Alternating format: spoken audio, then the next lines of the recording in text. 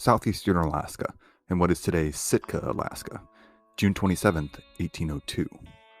As the relentless summer sun beat down upon them, a group of Russian fur trappers, sailors, laborers, and native Aleut hunters went about their daily tasks. Some busied themselves cleaning furs, others cooking meals, gathering firewood, and any number of other menial tasks their frontier existence might require of them. They had settled here 3 years earlier, having come from their native Russia in search of otter and beaver pelts. Many hailed from Siberia, from the native tribes of that austere and unforgiving land. They had sailed across the Bering Strait, landed, and been attacked by the native tribes, been forced to take to sea and head further south until they came to this area on Alaska's panhandle. Here, they constructed a large fort, complete with living quarters, livery stables, a large 2-story main hall with a basement and veranda on all sides, a cookhouse, a warehouse for all supplies, and a blacksmith shop. Their commander, a man named Alexander Andreevich Baranov, had labored intensely on not just the fort's construction, but on fostering and developing alliances with the tribes on whose territories they were constructing their empire. But one tribe in particular proved incessantly troublesome to the Russians. The Tlingit were a feared and fearsome hunter-gatherer tribe that had risen to prominence via centuries of raiding and warfare up and down the Alaskan panhandle. They struck in lightning-fast, unabashedly violent mini-raids that had terrorized their neighbors for generations. They had been wreaking intermittent havoc on the outpost, which Baranov had named New Archangel St. Michael since it had been constructed. The Tlingit had fought long and hard to take this land and to keep it, and they did not take kindly to interlopers not only intruding but depleting their area of game, otter, and beaver. And though they had exacted some toll on the Russians already, on this day the Tlingit would strike their greatest blow yet. At about 1 in the afternoon, as a young Russian named Ambrosium Plotnikov returned from checking his cattle that were grazing near one of the inlet streams, he heard a loud commotion back at the fort. He rushed back over the ridge separating the stream from the bay and saw what must have been a blood-chilling sight. Roughly 60 Tlingit canoes were coming around the point of the bay, heading straight for the settlement.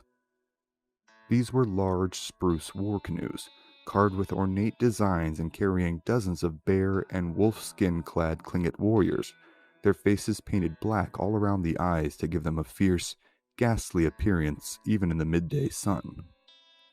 They were armed with spears, bows, arrows, and a considerable amount of firearms, many of which had been acquired via trade, whether indirectly or directly, with the Russian merchants.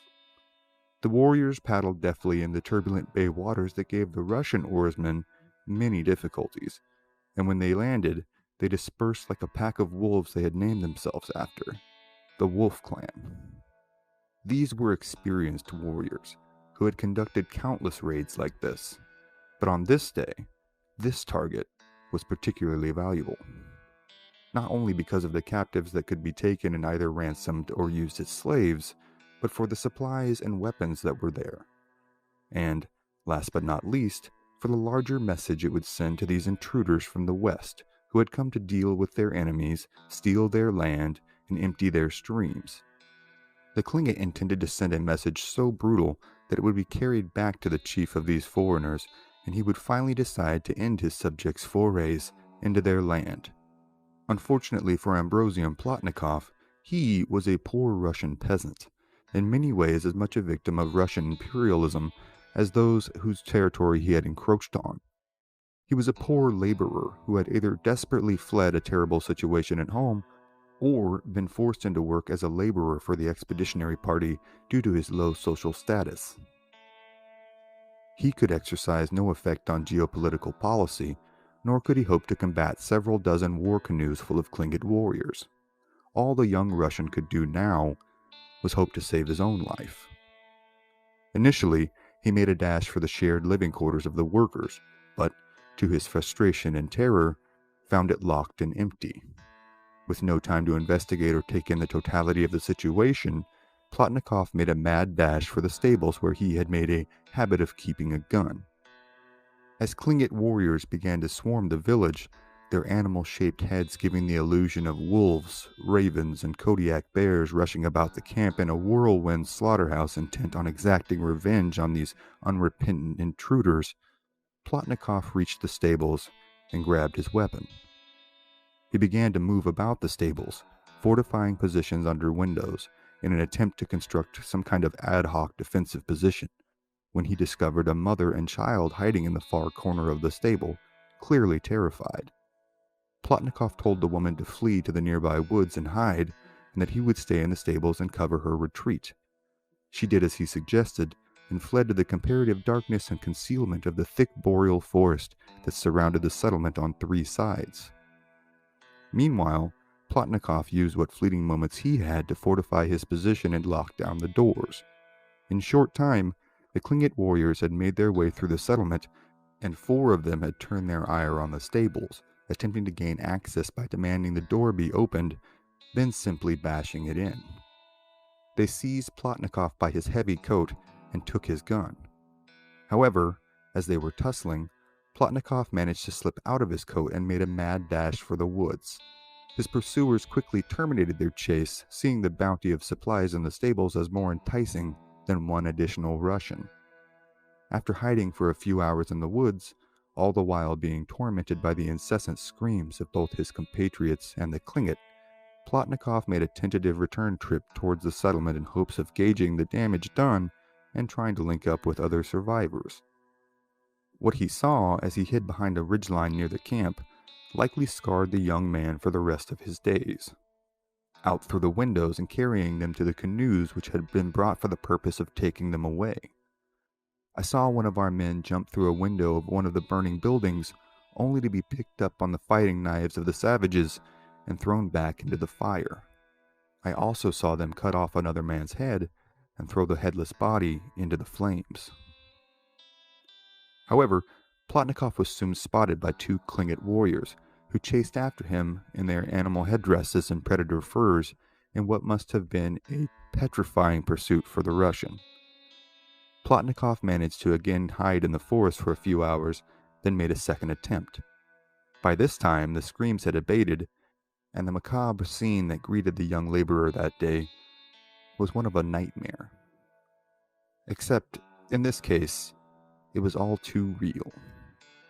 The buildings were still on fire, the ground littered with dismembered bodies, and assorted sundries that the Klingit had either dropped or seen unfit to carry away. Plotnikov noticed some of the cattle he had been watering earlier that very afternoon milling about, and noticed that several had Klingit knives stuck in various spots about their bodies.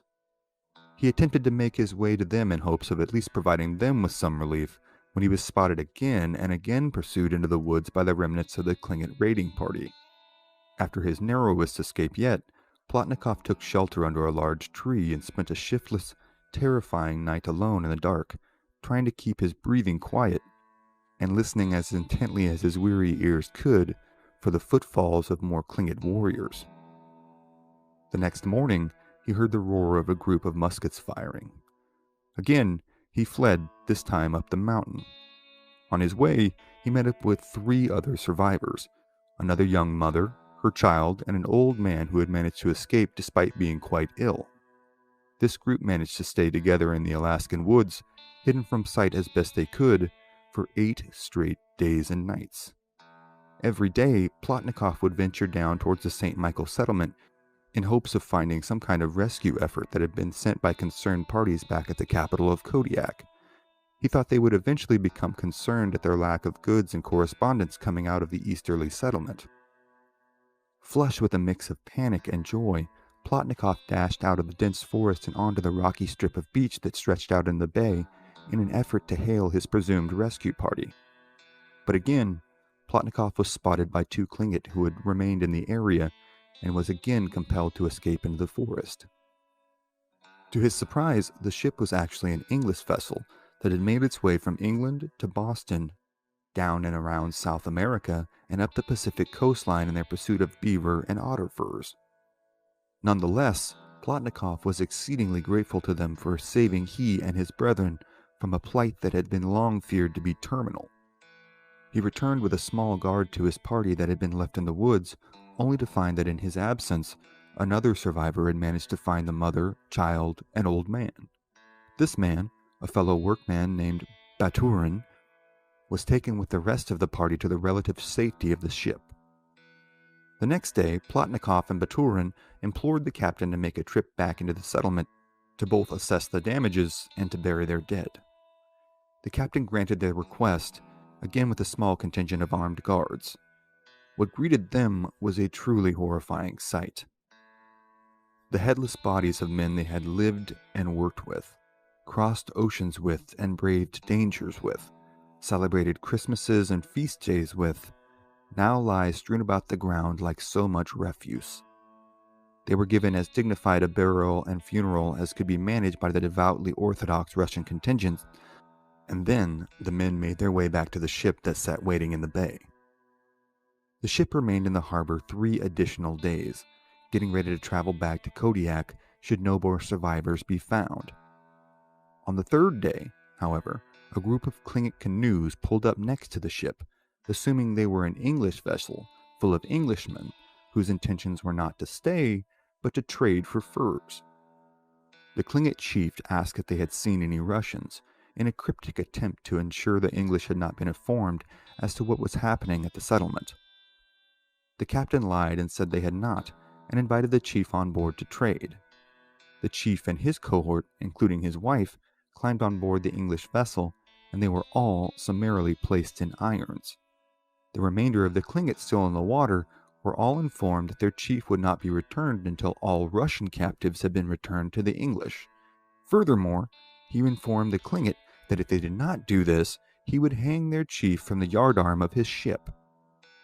At this time, 2 more English vessels pulled up into the bay. All 3 captains of all 3 vessels joined forces in resolutely demanding the return of all hostages.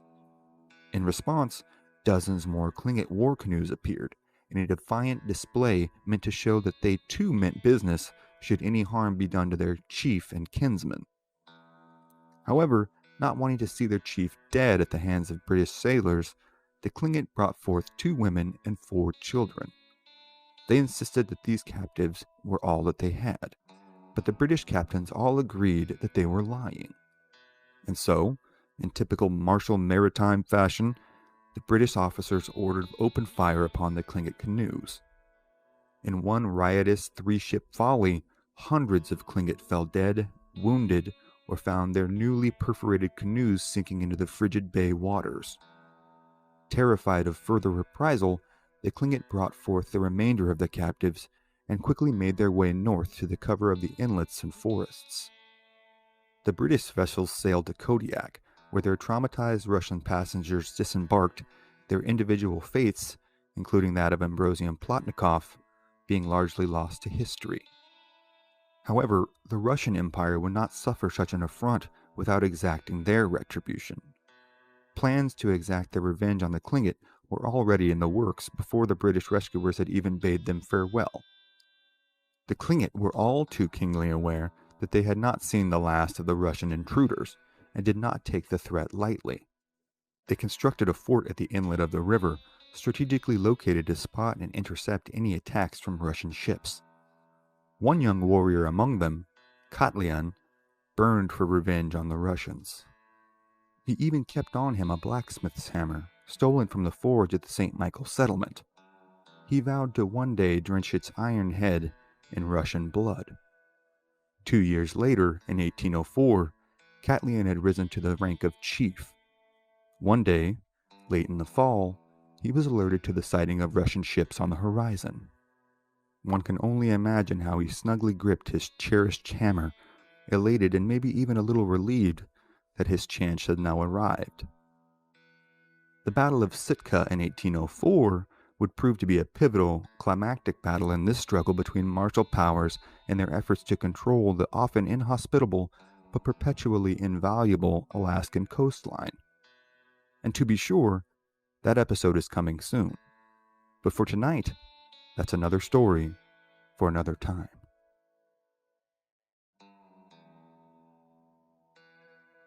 Northeastern Canada, around the year 1000 AD, a group of 30 Viking warriors pull their boat onto the rocky shoreline of what is today known as St. Lawrence Bay. They have come from Greenland, sailing under the leadership of Thorvald Eriksson. Thorvald is a warrior of great stature with a legendary legacy. Thorvald's father, Eric the Red, had been the first European to establish a permanent settlement in Greenland while under exile from Iceland for the murder of a neighbor. He named his son Thorvald after his own father, a famously hot-headed chieftain who had been banished from Norway after committing a murder himself. Thorvald's brother, Leif Eriksson, had visited these lands the year prior, with his own band of warriors, spending the winter hunkered down somewhere on the St. Lawrence Bay. Leif had returned to Greenland that spring with great bounties of the lumber that grew plentifully in the area, as well as wild grapes. The grapevines that bore these fruit also gave birth to Leif Eriksson's name for the place, Vinland. As they made their way south, heading down the coastline, Leif named the areas he saw after their most notable attributes. Though the locations can only be approximated through available historical sources, the northernmost of these is Helgeland, or Flatland, near today's Baffin Island. Further south, Leif found the central forest belt of Labrador, Canada. He named this Markland, meaning forest land. Further south still was Vinland. Leif's penchant for naming lands was something of a family tradition, as his father had given Greenland its name, though the land is in fact largely not green, as it lies just inside the Arctic Circle. Eric thought naming it Greenland would make it more enticing for prospective settlers. Now, eager to do some naming of his own, Thorvald Eriksson has repeated his brother's journey. As he and his men beach their boats and find their footing on the rocky shores, a collective feeling of excitement and apprehension takes hold of them. The air is cold and crisp, but other than the crashing of the waves, the Vikings are met with an icy, eerie silence. During his winter sojourn in this area, Thorvald's brother Leif and his contingent of men had not encountered any native tribes. But, as there had been in nearly every place the Vikings had been before, they were confident that native peoples of some kind inhabited the area. The Vikings themselves had originated in Scandinavia, in the present-day countries of Norway, Sweden, and Denmark. In point of fact, the term Viking, when used to describe a specific people, is a bit of a misnomer. They referred to themselves as Norsemen and would see Viking as a specific facet of their culture. They lived as farmers and herdsmen, subsisting off of a diet of game meat, dense breads, cheeses, yogurt, salmon, and their ubiquitous honey-based intoxicant, mead. Their existences were meager, simple, and difficult. They lived in small villages, composed of family bands and headed by hereditary chieftains. However, in the late 9th century AD, they had begun to intermittently strike out from their lives in their villages in order to raid nearby coastal towns. As time went on, the range in which they conducted their raids expanded. They raided the monasteries and seaside villages of England, Scotland, and Ireland. They raided east into Russia, and as far south as northern Africa.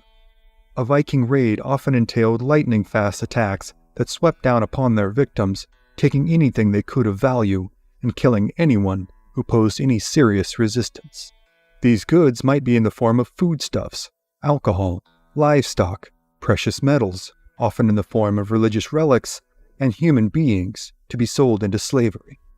Raids were conducted under the leadership of war chieftains, whose military might depended not only on their own martial prowess, but their ability to recruit and sustain forces of fighting men.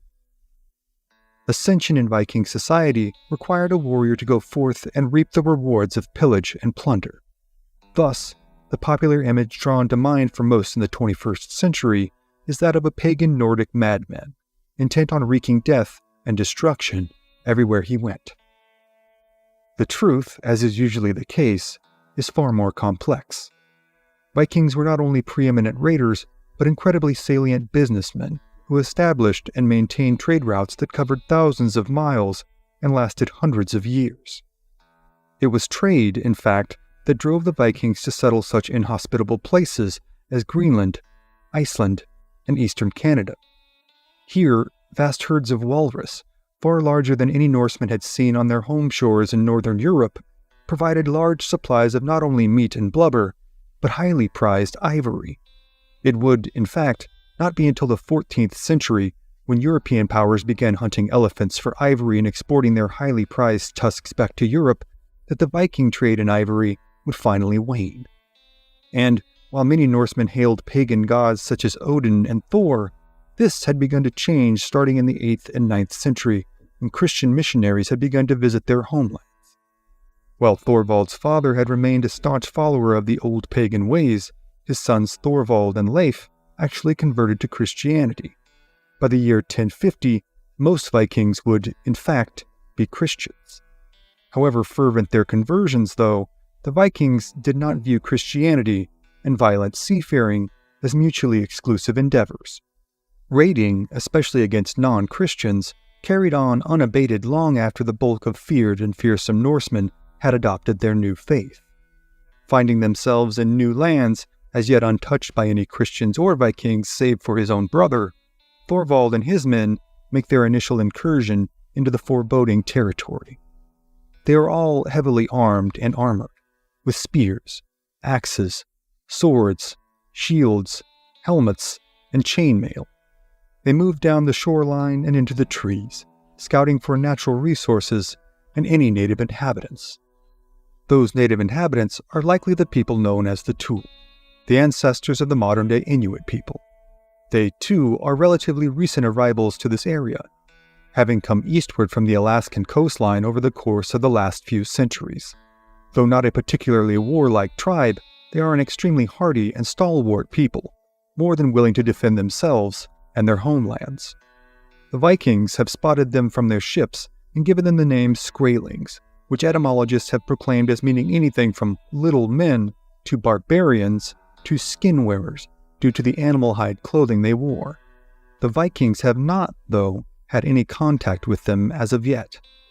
Now, as Thorvald and his men round a bend on the coastline, the inevitable collision of worlds is at long last realized. They come upon a trio of overturned canoes, which chroniclers of the event will later refer to as skin boats, beached on a stretch of the rocky beach. Beneath each overturned canoe lie 3 Thule men, 9 in total, all lost in blissful slumber and the shade and shelter provided by their overturned crafts. Thorvald and his men set upon them at once, killing 8 of the men as they attempt to flee. One Thule man manages to slip away, escaping into the dense forest before meeting the same fate as his comrades, beneath the swords and axes of the Viking horde. Seemingly unconcerned with the lone native they had failed to kill, Thorvald and his men begin to ransack through the belongings of the Thule. They are flush with the thrill of what they see to be a righteous victory, and eager to take stock of what goods these newly found people have to offer. The Vikings make their camp for the night on the beach, happy to indulge themselves in a night of revelry after so many long days and nights of hard travel in such unforgiving environs. Only yards from the bodies of the 8 Thule men whom they have just killed, the Vikings toast each other as conquerors and warriors. The spoils of this new land are readily apparent to them, and they view themselves as so martially superior that the threat of retribution is, if not unthinkable, certainly of little concern to them. Before long, Thorvald and his men, thoroughly exhausted from their travels and with their bloodlust temporarily satiated, are all sound asleep on the beach. But as they dream of great deeds and promising futures, the lone Thule man who had escaped the Vikings' ambush is running full speed through the thickets and meadows, across streams and over hills, back toward his home village. As he runs, he can scarcely make out the trees, rocks, and bushes he must navigate through, as his eyes are blurred with tears of grief and anguish. Finally, he makes it back to the Thule village. The Thule people live in bands of 10 to 20 families situated on or near the coastline. They live in semi-subterranean dugout-style homes in the winter and animal skin tents during the warmer months. As the man runs into camp, the alarm is sounded from lodge to lodge. 8 of their young men are dead, at the hands of these strange, murderous invaders. At first, a mood of surreality prevails over the camp. The news brought in by this lone survivor seems almost unbelievable. Then, as though some great dam has burst, a torrent of emotion sweeps over the village. As great cries and lamentations rise up from the women, the men scramble to organize a retributive raid. The Tool subsist in this harsh environment by hunting caribou, seals, walrus, and, most predominantly, the bowhead whale. With an average length of 49 to 59 feet, a massive triangular-shaped skull made to bash through thick Arctic ice, and a body weight of 60 to 80 tons, a single bowhead whale could sustain a village for months. This, though, required both the weaponry and manpower to accomplish killing such a formidable animal. The Tool have developed stout, bone-tipped harpoons to hunt the whales, as well as powerful bows and thick, heavy-set arrows made to cut down the hulking caribou. In addition to being skilled, fearsome hunters, they are also incredibly adept at piloting their canoes through these icy waters and navigating the circuitous coastlines of their homeland. Though they are not as warlike nor ambitious as the Vikings, the Tool are a hardened people who live difficult lives, and as they are about to prove, they are more than capable of exacting revenge on any intruders to their lands who have come to kill their loved ones. Now, the entire village is abuzz, dozens of Thule men crowding into their hunting canoes, while more begin to follow the path cut by the young man who had escaped the Vikings' initial ambush. Though their usual pastime is hunting, their intent on this day is, at least in practice, little different. They are venturing out from their village with the intent to kill. They travel overnight, rowing and running with all the focus and ferocity they can muster. Meanwhile, on the same beachhead on which they had slain the sleeping Thule men, the Vikings themselves now lie in slumber. It is not until the morning sun begins to peek over the horizon that Thorvald is awakened. But before he can wipe the sleep from his eyes, a cry goes up from one of the Vikings, who stands near the water, looking out towards the bay. "Awake, Thorvald, thou and all thy company, if thou wouldst save thy life, and board thy ship with all thy men, and sail with all speed from the land." Thorvald and his men spend a collective, suspended moment staring out at the water, now filled with oncoming canoes, full of irate natives. Quickly, though, Thorvald orders the boat put to water, and all the Vikings to pile on board and form a shield wall. The shield wall is a classic Viking tactic, in use since their earliest days in the forests of Norway and Sweden. This involves the warriors forming a solid line with their shields interlocking and covering not only themselves, but the men beside them. As the boat is pushed away from shore, the Vikings hurriedly take their positions in the defensive formation, and not a moment too soon. As the last man locks his shield into place, arrows begin to impact all around them, with the incessant rat-a-tat-tat of a machine gun. For what seems like an eternity, the projectiles fill the air, along with the aggrieved, angry cries of the men who fire them. Thorvald, meanwhile, continuously exhorts his men to hold their formation. Though they have been caught off guard, each one of these experienced warriors is now ready to weather the attack. Within minutes, the Vikings' boat, as well as their shields, are so replete with arrows that they resemble a giant, waterborne porcupine, each carefully crafted arrow carrying with it the promise of an early demise should it find its mark. Finally, after an extended, though unspecified period, the natives estimate themselves to be satisfied with their retribution. The message, they feel, has been made clear. Any intrusion into their lands, or assault upon their people, will be met with resolute violence. As they sail away, the Vikings breathe a collective sigh of relief, especially Thorvald, as he has successfully led his men through a potentially fatal situation. He calls out to his men, checking to see if all on board are indeed unharmed. Miraculously, none of the men have been hit. With the thousands of arrows projecting from their shields, their boat, and floating in the water around them, this seems an impossibility. Then, perhaps upon his deep sigh of relief, Thorvald senses the sharp, stabbing pain of something deep within his chest, and feels something poking him underneath his right arm. Lifting his arm to examine the cause, he is horrified. A native arrow is buried deeply into his armpit, a particularly destructive wound. It is likely that his lungs have been punctured, as well as other vital organs damaged. Death for the young Viking is now all but certain. As the color drains from his face, he begins to collapse, first to his knees, then he is laid on his back by his men. "I have been wounded in my armpit," he says. "An arrow flew in between the gunwale and the shield, below my arm. Here is the shaft. and it will bring me to my end." Though soon to meet his end, Thorvald manages to convey his last directives to these men whom he had traveled so far with, and now would travel no more. "I counsel you now to retrace your way with the utmost speed. But me ye shall convey on that headland which seemed to me to offer so pleasant a dwelling place. Thus it may be fulfilled that the truth sprang to my lips, when I expressed the wish to abide there for a time. You shall bury me there, and place a cross at my head, and another at my feet, and call it Crossness forever after." This the Vikings did. Though the precise location is not known, it is recorded that Thorvald Eriksson was indeed buried in the cold, hard ground there on that far shore, with one cross at his head and another at his feet. Though he would not live to see it, Thorvald would finally get to name a place of his own. Perhaps, in his last moments, this brought him some measure of comfort. His men, now leaderless and far from their homes, retreat back to the camp where Thorvald's brother Leif had weathered the previous winter. They too would hunker down here until they could make their way back to Greenland and report their unfortunate loss, as well as proffer boundless possibilities for what the newly discovered lands might offer. The fight for those lands, though, would be far from over. The Vikings would soon again see the shores of the Canadian coastline, and their interactions with the native inhabitants of those areas would prove both profitable and, oftentimes, incredibly violent. Though the records can be sparse, there are other recorded encounters between the bellicose, business-minded Norsemen and the proud native peoples. And while the tales of intrepid and intrusive Viking warriors clashing with indignant and rightfully infuriated native warriors might not be plentiful, they are certainly palpable.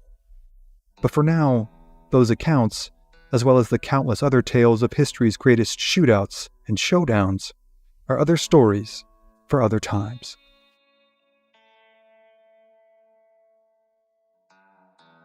South Kingston, Rhode Island, December 19th, 1675. Just after 1 o'clock in the afternoon, an army of over 1,000 Puritan English settlers with more than 150 Mohegan and Pequot allies marched through whipping winds and snowfall across an ice-encrusted swamp towards a fortification of thousands of Narragansett warriors, tribal elders, women, and children under the leadership of their sachem, Conunchet, who English leaders would refer to as a most perfidious villain. The contrasting civilizations were on the precipice of one of the most horrific scenes to take place in all of King Philip's War. But first, how did it come to this? June 20th, 1675. On this day, Philip, otherwise known as Metacomet, a Pokanoet chief and sachem from the Wampanoag people, began a bloody and barbarous conflict between a coalition of native tribes loosely assembled under his vision against the New England Confederation, comprised of the Puritan colonies of Massachusetts Bay, Plymouth, and New Haven. The Puritan colonies had adopted this confederacy to create a defensive force against the Dutch colony of New Netherlands, as well as the native tribes of the northeast region. Philip had come into power after the death of his father Massasoit in 1662. While Massasoit and his people had a relatively peaceful relationship with the settlers, assisting them, trading, and cohabitating the land, Philip's reign would mark a decidedly different approach. The crux of this change in diplomatic relationships can be traced to the treaty proffered by the colonists to the natives in 1671, which included the conditional surrender of all native arms. The English settlers sought to expand their security and dominion over an area in which they were vastly outnumbered through these escalating demands built into their treaties. The terms had damaged the relations between the sides, and the forcing function would finally occur in the spring of 1675, when 3 Wampanoags were hanged in Plymouth for the murder of a member of their own tribe. Hostilities would officially commence one fateful day in late June, a date tribally significant due to the summer solstice, when a band of Pokanokets raided several rural homesteads in Swansea in the Plymouth colony of what is now present-day Massachusetts. These attacks would continue for months, with fierce fighting amongst colonists and natives taking place, as atrocities were committed as acts of retribution from one side to another again and again. The New England colonies would draft an ever-increasing contingent of men into service for the defense of their interest, and would align themselves with Mohegan, Mohawk, and Pequot natives. In October of 1675, Massachusetts Bay Colony held a diplomatic meeting with Canonchet, the sachem of the Narragansett tribe, and they signed the, quote, Treaty of Neutrality. The tribe had sought to remain impartial during the conflict. However, repeated visits from Pequot sachems who endeavored to gain the involvement of Narragansett warriors in the war and their precariously close location to Puritan settlements brought great angst and uncertainty to the colonists living amongst them. In early November, Governor Josiah Winslow would lead a contingent of Plymouth, Massachusetts, and Connecticut militia against the Narragansett tribe, burning their villages as they marched through Rhode Island, driving the Narragansett east towards the shore. The Narragansett had been found to be harboring refugees from the belligerent Wampanoag tribe of what is today eastern Rhode Island, and the colonists demanded they be turned over to them. After several rounds of start and stop deliberations, the Narragansett ultimately declined the colonists' request. Stonewall John, the Narragansett leader, then broke off peaceful negotiations with the colonials. His name, ironically, did not come from his style of diplomacy, but rather his incredible skill as a mason. On December 15th, after the dissolution of treaty talks, the Narragansett attacked the Giray Bull blockhouse, a fortification constructed of stone. 15 soldiers who were defending the fort would perish in the attack. 3 days later, on December 18th, the night before the Great Swamp Fight, had arrived. It was a cold, bleak, and snowy night. Divisions from Massachusetts, Plymouth, and Connecticut of the New England Confederation joined together at Pettaquamskin, below Tower Hill, near the water's edge. The Massachusetts and Plymouth units marched through Richard Smith's trading post upon the way, using the harbor that was there to mobilize food, munitions, and supplies for the campaign. The Massachusetts counted 500 men, including a cavalry of 70 mounted soldiers. The Plymouth counted 150 men. The Connecticut added 300 Englishmen along with 150 Pequot and Mohican native auxiliaries. This substantial force of more than 1,000 was not made up of pacifist settlers. It was a hardened band of men who had seen vicious combat, some of which was gained during previous battles during the still young King Philip's War. The force also included veterans of the astonishingly fatal English Civil War. Narragansett scouts had made the presence of this mobilizing force known to their people. They also reported that it was growing in number and positioned dangerously close.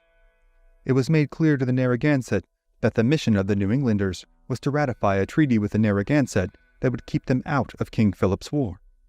The people of Rhode Island, aware of the bloodshed that had been taking place throughout New England in this conflict, became increasingly uneasy about the large Narragansett population so close to theirs.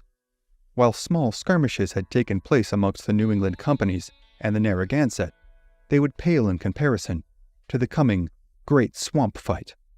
The critical intel needed by the New England militia to take action was the exact location of the Narragansett.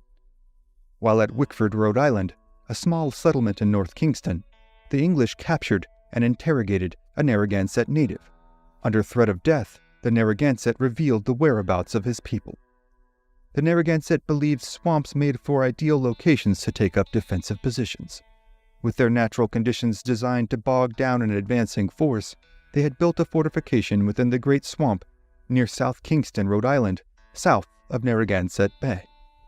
Just before dawn on December 19th, a bitterly cold morning, the colonial force made their way to the Great Swamp, led through the snow by the Narragansett saboteur who had informed them of the location under the threat of execution. Had the scout not led them through, it would have been nearly impossible for the New England regiments to come upon the site of the Great Swamp fortification. Through the early hours of the day, the men marched over Tower Hill, across the Chappaqua River, heading for the Great Swamp. The conditions were so frigid that several of the men began to freeze, and had to be carried back to the site of their encampment. While the inclement conditions were a hindrance to the men on their journey, they would play a fateful role in allowing them to cross the Great Swamp, as the frozen march allowed them to travel with comparative ease to the conditions of the locale throughout the rest of the year. The discovery of the swamp being frozen lifted the spirits of the men, and shifted the strategy to that of one of immediacy, accompanied by a more aggressive tone. Narragansett scouts opened fire upon the men as they spotted them in the woods near the swamp. Several skirmishes broke out, and the New Englanders fought their way to the opening of the great swamp. The men finally laid their eyes on the fortification. Large, upright cedar posts anchored the structure, reinforced with banks of clay brushed up into the timber like grout. Just in front of the fort were piles of brush stacked up as a breastwork, and large trees laid end to end. Captain Moseley and his Massachusetts company were in the front of the column, and rushed after the retreating Narragansett scouts, pursuing them to the opening of the fort. The Massachusetts men were met with a resounding fire from the entrenched Narragansett's flintlock muskets, which were used with lethal accuracy, as well as torrents of oncoming arrows. Fierce fighting continued, and the militiamen from the Old Bay State took heavy casualties as they drove forward into the endless fire of the warriors. The men were driven back into the swamp, and Captain Moseley, who was known to the warriors from previous engagements, would tell the governor after the assault that he saw 50 warriors aim at him through the course of the battle. Governor Winslow, the acting general of this colonial force, ordered the Connecticut to charge forward and support the pummeled Massachusetts column. A narrow opening in the front of the fort was the target of the advancing colonials, with it viewed as the weak point by the men as they locked eyes on the fort. It had in front of it a single large tree, laid on its side as a blockade, but the tree held little efficacy in stopping the English from getting to the front of the structure. Amidst the blistering pace of action that had now overtaken the once serene winter terrain, the fighting moved in around a series of tightly placed wigwams. It was ordered that the wigwams be set ablaze, causing several Narragansett people, including women and children, to be driven out by the flames and shot dead by Puritan muskets. The battle could have been lost for New England had the Narragansett not run out of gunpowder, sparking a dramatic shift in the course of the battle. After this, it was inevitable that the colonials would overcome the native attempts to repulse them. As dusk arrived, after an argument amongst the English colonists, with some calling to camp outside the structure and wait for daybreak, it was determined that they would set fire to the fortification. The densely populated fortification went up in a roaring symphony of flames, illuminating the evening sky as the scorching fire consumed the lives of many of the women, children, and elderly who inhabited the fortress. The vast majority of the tribe's winter supplies were also destroyed in the attack. Many of the Narragansett warriors had given up their positions and fled from the scene when the battle appeared lost, trekking through the woods long before the fire had been set. After the destruction of the fort, the surviving Narragansett people were also in the woods surrounding the icy swamp, and the English sought to make an escape into the cold and dark landscape before an attack could be delivered upon them by the reorganizing warriors. Hundreds of the Narragansett wounded, warrior and civilian alike, died in the piercing conditions in the woods surrounding the swamp.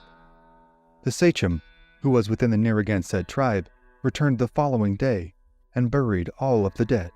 First-hand accounts of the number of Narragansett women and children killed range from 100 to 150, while some historical accounts deduce it would have reached into the several hundreds when all was said and done. The English took as many of their dead as they could carry back to Wickford. The men they couldn't carry were left on the ground, and the sachem of the Narragansett would do the work of burying them as well. The colonists would lose many of their officers during the siege, with roughly 70 men killed in total, and another 150 wounded. Unsurprisingly, the Massachusetts regiment took the brunt of the casualties. The dead and wounded would be evacuated from Wickford to Aquidneck Island, a settlement in Narragansett Bay, where they would be looked after by Rhode Island colonists. The exact location of the Great Swamp Fortress remains disputed amongst archaeologists and historians to this day, with just a simple obelisk statue now acknowledging what transpired. Many have spoken of an unnerving, supernatural presence that can be felt on visits to the desolate location where hundreds were slain and buried throughout the swamp. For many years after the events, bones were visibly protruding through the soft, misshapen earth, painting a macabre landscape to serve as a grisly reminder of the events that took place there 3.5 centuries ago, and nearly brought a people to an end. The following spring, a vicious counteroffensive orchestrated by Comanche would be launched, with over 2,000 natives from a multitude of tribal denominations. It would engulf the Rhode Island capital of Providence in flames and escalate the diabolical conflict even further. But for tonight, that, along with the other many unnerving tales of King Philip's War, are other stories for other times.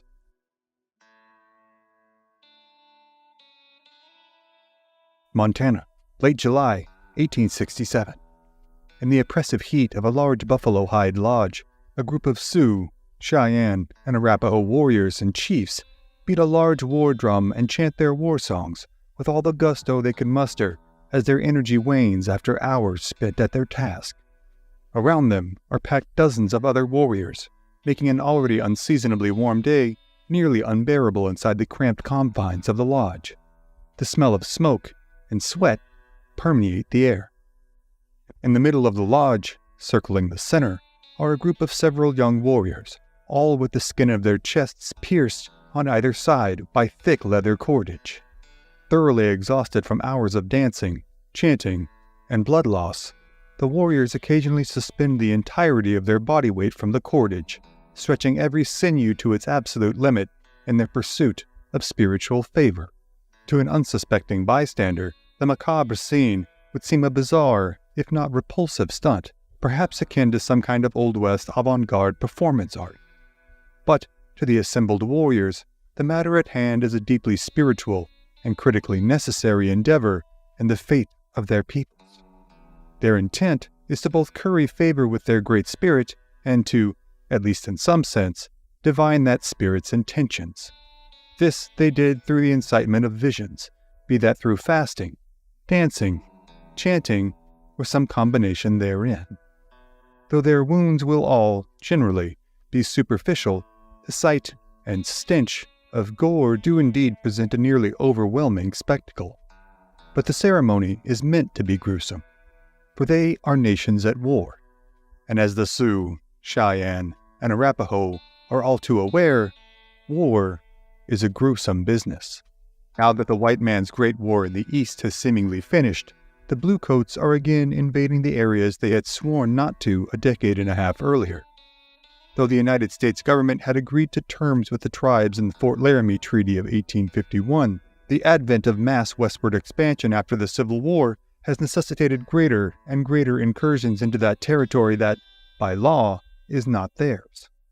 The year prior, the legendary Sioux chief Red Cloud had begun to wage a campaign of tactical and strategic brilliance against the U.S. Army in their attempts to both escort settlers as well as man the system of forts they had constructed throughout the plains. On December 21st of 1866, though he was not present at the battle due to a wound suffered on a raid against the Sioux's hated enemy, the Crow, Red Cloud's forces had destroyed a large contingent of U.S. cavalry soldiers under the command of Captain William J. Fetterman. The resulting defeat was the most costly suffered by the United States Army on the plains until a full decade later at the Battle of the Little Bighorn. The force of roughly 1,000 warriors, which included future legends such as Crazy Horse and American Horse, laid waste to every single member of the 81-man patrol in desperate, bloody, hand-to-hand combat. As was custom in Northern Plains warfare, as both a deterrent and a punishment, the bodies of the slain had been horribly mutilated and left for their comrades to find. Colonel Henry B. Carrington, the commanding officer of the fort during the Fetterman massacre, led a contingent of cavalry troops out to find the remains of the fallen the day after the fight. Carrington's account of what he and his troops found could be descriptive of the aftermath of countless encounters between U.S. troops and native tribes on the open plains. We found their eyes torn out and laid on rocks, noses cut off, ears cut off, chins hewn off, entrails taken out and exposed, hands cut off, feet cut off, arms taken out from socket, private parts severed and indecently placed on the person. Such viscerally disturbing sights would forever haunt the dreams of those who had been present that day, and endured the gory task of burying the brutalized remains of their comrades in the icy, hard ground of the Wyoming frontier. A heroic ride had been made by one Manuel Felipe Cardozo, also known as John Phillips or Portuguese Phillips, in the midst of a blizzard from Fort Phil Kearny to Fort Laramie, where the commanding officer, Colonel Innes Palmer, was informed of the defeat and reinforcements were marshaled. But while such tragic losses were avoided by the Army during the spring and vast majority of the summer, the Sioux, Cheyenne, and Arapaho had continued to harass travelers on the Bozeman Trail, as well as civilian woodcutting and hay-gathering details that had served as critical support lifelines for the fort. Now, as the summer season for hunting and making war comes into full swing, the tribes gathered here at the Sundance on the sweltering Montana plains intend to divine their next target with the help of both their Great Spirit and the direction of the war chief who has so brilliantly led them in the preceding months, Red Cloud. Now, it is determined that the next focal point of their ire will be the civilian work details of Fort C.F. Smith and Fort Phil Kearny. In classic guerrilla warfare strategy, Red Cloud intends not to attack the strongholds of the fort, but rather to strike at their most vulnerable elements when and where they present themselves as targets.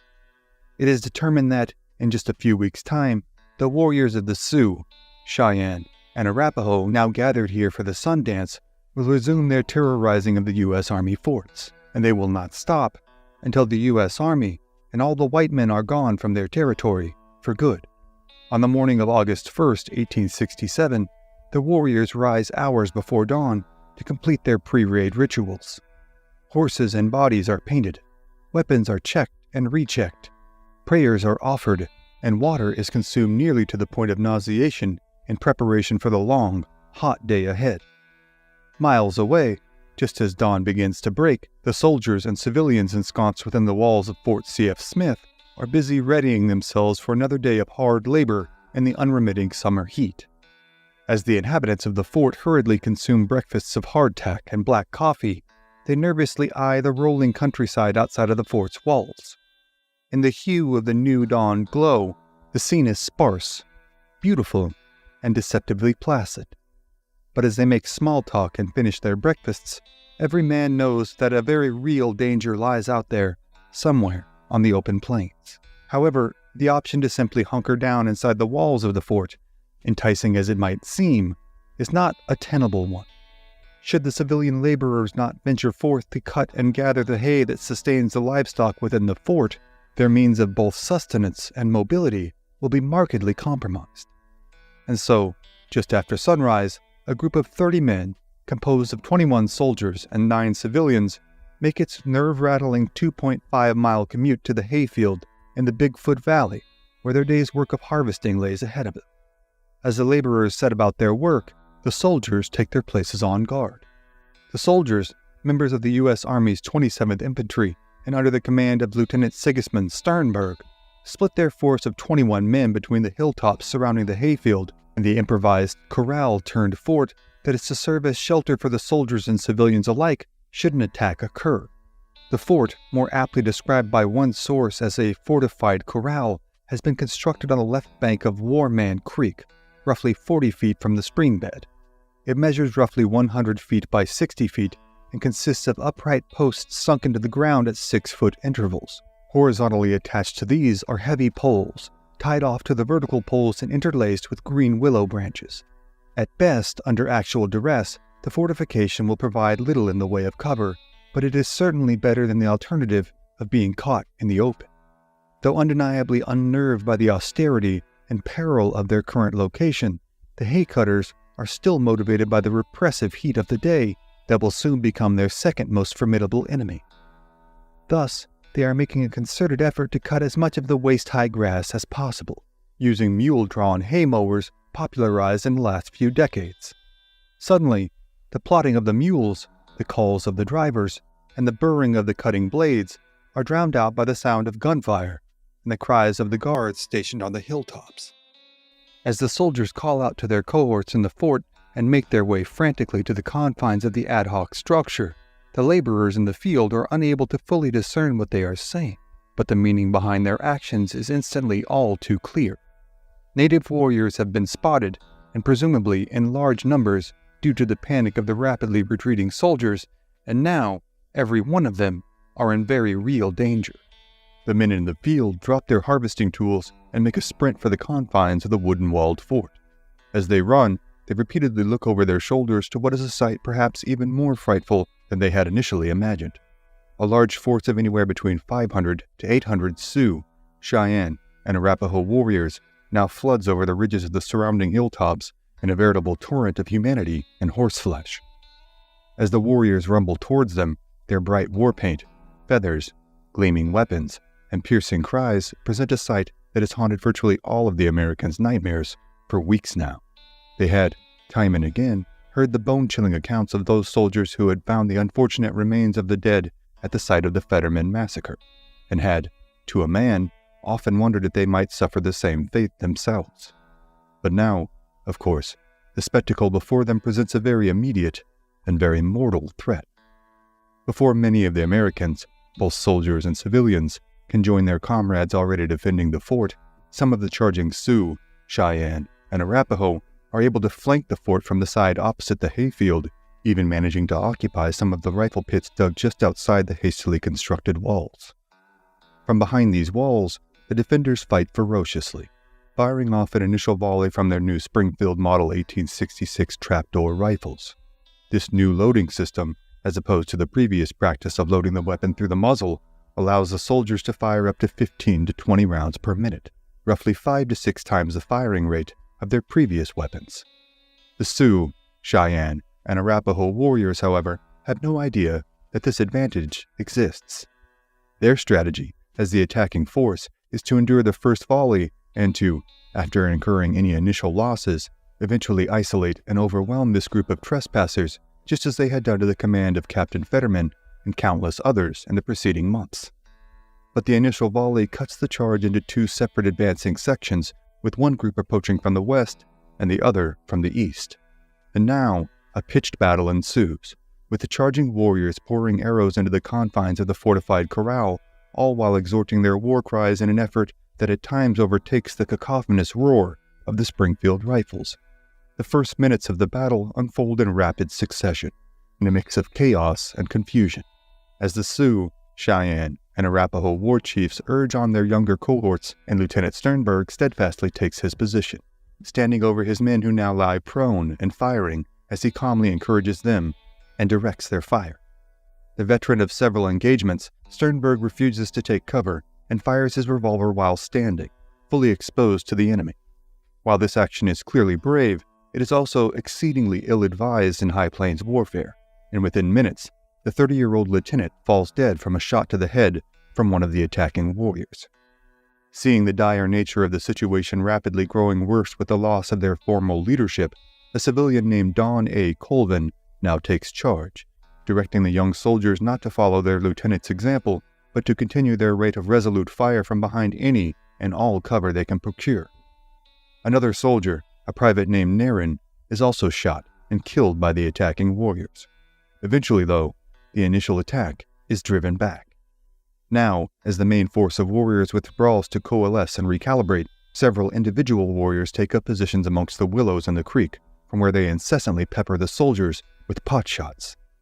For the remainder of the morning and into the afternoon, the two sides trade shots, doing little in the way of consequential damage, but making retreat to Fort C.F. Smith virtually impossible. As the day drags on, consternation amongst both soldier and civilian pinned down inside the hay fort begins to grow. For reasons that will never be made explicitly clear, no relief force has yet been mounted from Fort C.F. Smith in order to aid their comrades in distress. Many worry that they will die here, in this barren hayfield so far from their homes. Others worry that worse, they will be taken captive and made to suffer the same fate as that of Fetterman's men the previous winter. Meanwhile, the Sioux, Cheyenne, and Arapaho, although having killed the opposing commander, are themselves reeling. Several have been killed in the initial charge, and all are dismayed by the capabilities of the soldiers' new rapid-fire weapons. The decision is now made that if the warriors cannot wrest the soldiers from their defensive works in a head-on charge, they will set fire to the wooden confines and smoke them out. Soon, the soldiers lying prone behind what little cover the wooden railing and lattice work provides are made aware that their brief respite from the fight is over by way of dozens of flaming arrows falling about the dried grass that surrounds the fort. Behind the screen of smoke and flames, the Sioux, Cheyenne, and Arapaho warriors make daring charges forward in order to rescue their fallen comrades and recover their dead. One Private Lockhart, a young soldier defending the fort, gives the following first-hand account. Fire came in rolling billows, like the waves of the ocean, the Indians whooping behind. When it arrived within 20 feet of the barricade, it stopped, as though arrested by a supernatural power.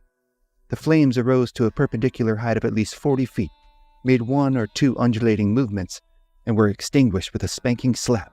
The wind, the succeeding instant, carried the smoke of the smoldering grass from the providentially saved encampment. After an initial charge in order to recover their comrades, the native warriors again make a vicious attack on the fort itself, raining down bullets and arrows upon the defenders while again taking significant casualties themselves. However, in this attack, the Sioux, Cheyenne, and Arapaho managed to mortally wound J.G. Hollister and inflict another wound on Sergeant Norton. Again, the battle devolves into a sniping match, with each side reluctant to make any major move. As the scorching summer sun reaches its noontime apex, both factions are exhausted from both the heat and the intensity of combat. A momentary lull in fighting occurs, with each side seizing the opportunity to stock up on water and tend to their wounded. As they wait on yet another attack they are all but certain will soon come, the soldiers and civilians ensconced inside the hayfield fort dig into their positions, and each man ensures he is amply supplied with both water and ammunition. Soon, another charge comes. Again, the blood-curdling war cries of the Sioux, Cheyenne, and Arapaho fill the air, as the brave warriors make yet another charge, in hopes of finally overrunning the hayfield fort. But this time, the defenders, now with their more entrenched positions and with a boost in their collective morale from being able to restock their drinking water, offer up their most vociferous defense yet. Their repeating rifles are again able to inflict significant damage on the attacking warriors. Their first attack after the lull in fighting is repulsed, but the warriors soon regroup and make yet another charge. On this second charge, George Duncan manages to gravely wound a charging warrior. This warrior's fall alone seems to bring the entire attacking force to a near instantaneous halt. The attacking warriors now retreat, scooping up their wounded comrade on their egress, and again disappearing over the hilltops. It is speculated amongst the defenders that perhaps the attacking warrior is a medicine man or chief. Perhaps, they hope, that will be the last attack of the Sioux, Cheyenne, and Arapaho. Their own ammunition is beginning to run low, and the lack of reinforcements is again beginning to dampen their hopes of escape. Unwilling to hedge their bets on the native warriors having retreated for good, though, civilian Colvin leads an effort to reinforce the southern wall of the hayfield fort. The defenders are again met with the sight of an oncoming horde of mighty native warriors, themselves exhausted, incensed, and fearful. This time, the Sioux, Cheyenne, and Arapaho attack on foot, making a mad dash from the south towards the newly reinforced wall. The cry goes out amongst the men defending the hayfield fort to hold their fire until the attacking force has crossed the river and fully made their way out of the brush and into the open few yards of territory between the river and the southern wall of the fort. Finally, civilian Colvin opens fire, soon followed by the rest of the defenders, who in turn follow their shots with reloading and firing in rapid succession. Again, what is believed by the men in the fort to be a chief is killed in one of the volleys. Several of his warrior cohorts also fall, most dead or mortally wounded. The desperate attack is quickly repulsed, and seeing an opening in the weakened Sioux, Cheyenne, and Arapaho forces, Private Bradley volunteers to take one of the 3 mules that had survived the fight and make a ride to CF Fort to make a desperate plea for reinforcements. With several warriors trailing him the entire way, Private Bradley miraculously makes his way into the confines of Fort C.F. Smith, with his attackers only several dozen yards behind him. When he arrives, he is informed that Company G, under the command of Colonel Bradley, no relation, has just moved out in order to reinforce the men at the hayfield fort. Learning of the full severity of the situation at the hayfield fort, a Company H, under the command of Lieutenant Fenton, is ordered to reinforce Company G, taking with them one of the fort's mountain howitzers, a small but formidable field cannon. The reinforcements reach the hayfield fort just as the sun is beginning to set. On their way into the fort, they had fought the Sioux, Cheyenne, and Arapaho with intermittent skirmishing and pot shots. Now, as the officers take stock of the gruesome scene of dead, wounded, and traumatized men, the men continue to snipe with warriors hidden in the brush line across the riverbank. With darkness looming, the need is rapidly becoming imminent to move back to Fort C.F. Smith, lest they all be trapped here overnight. Of the 22 mules that had made their way to the hayfield fort that morning, only 3 remain alive. This means that only 2 of the wagons at the Hayfield Fort can be used to transport the dead and wounded back to Fort C.F. Smith. Finally, after the wagons are loaded and the wounded are made ready to move, Lieutenant Colonel Brown orders a mountain howitzer brought forth, and the remaining warriors are soon scattered with a few powerful blasts from the short-barreled artillery weapon with a notoriously cacophonous roar. The retreating force now makes their way back to Fort C.F. Smith, still skirmishing and taking potshots at warriors hidden in the brush and rolling hills. At one point in the 2-mile trek, the mountain howitzer is again made ready and fired upon pursuing warriors spotted on a bluff. Finally, at roughly 8:30 p.m., the rescue force, as well as the Hayfield Fort defenders, make their way back into the confines of Fort C.F. Smith. For the men at Fort C.F. Smith, their long, difficult, deadly day is over. 3 amongst their ranks, Lieutenant Sternberg, Private Navin, and J.G. Hollister, have been killed, and several more are wounded.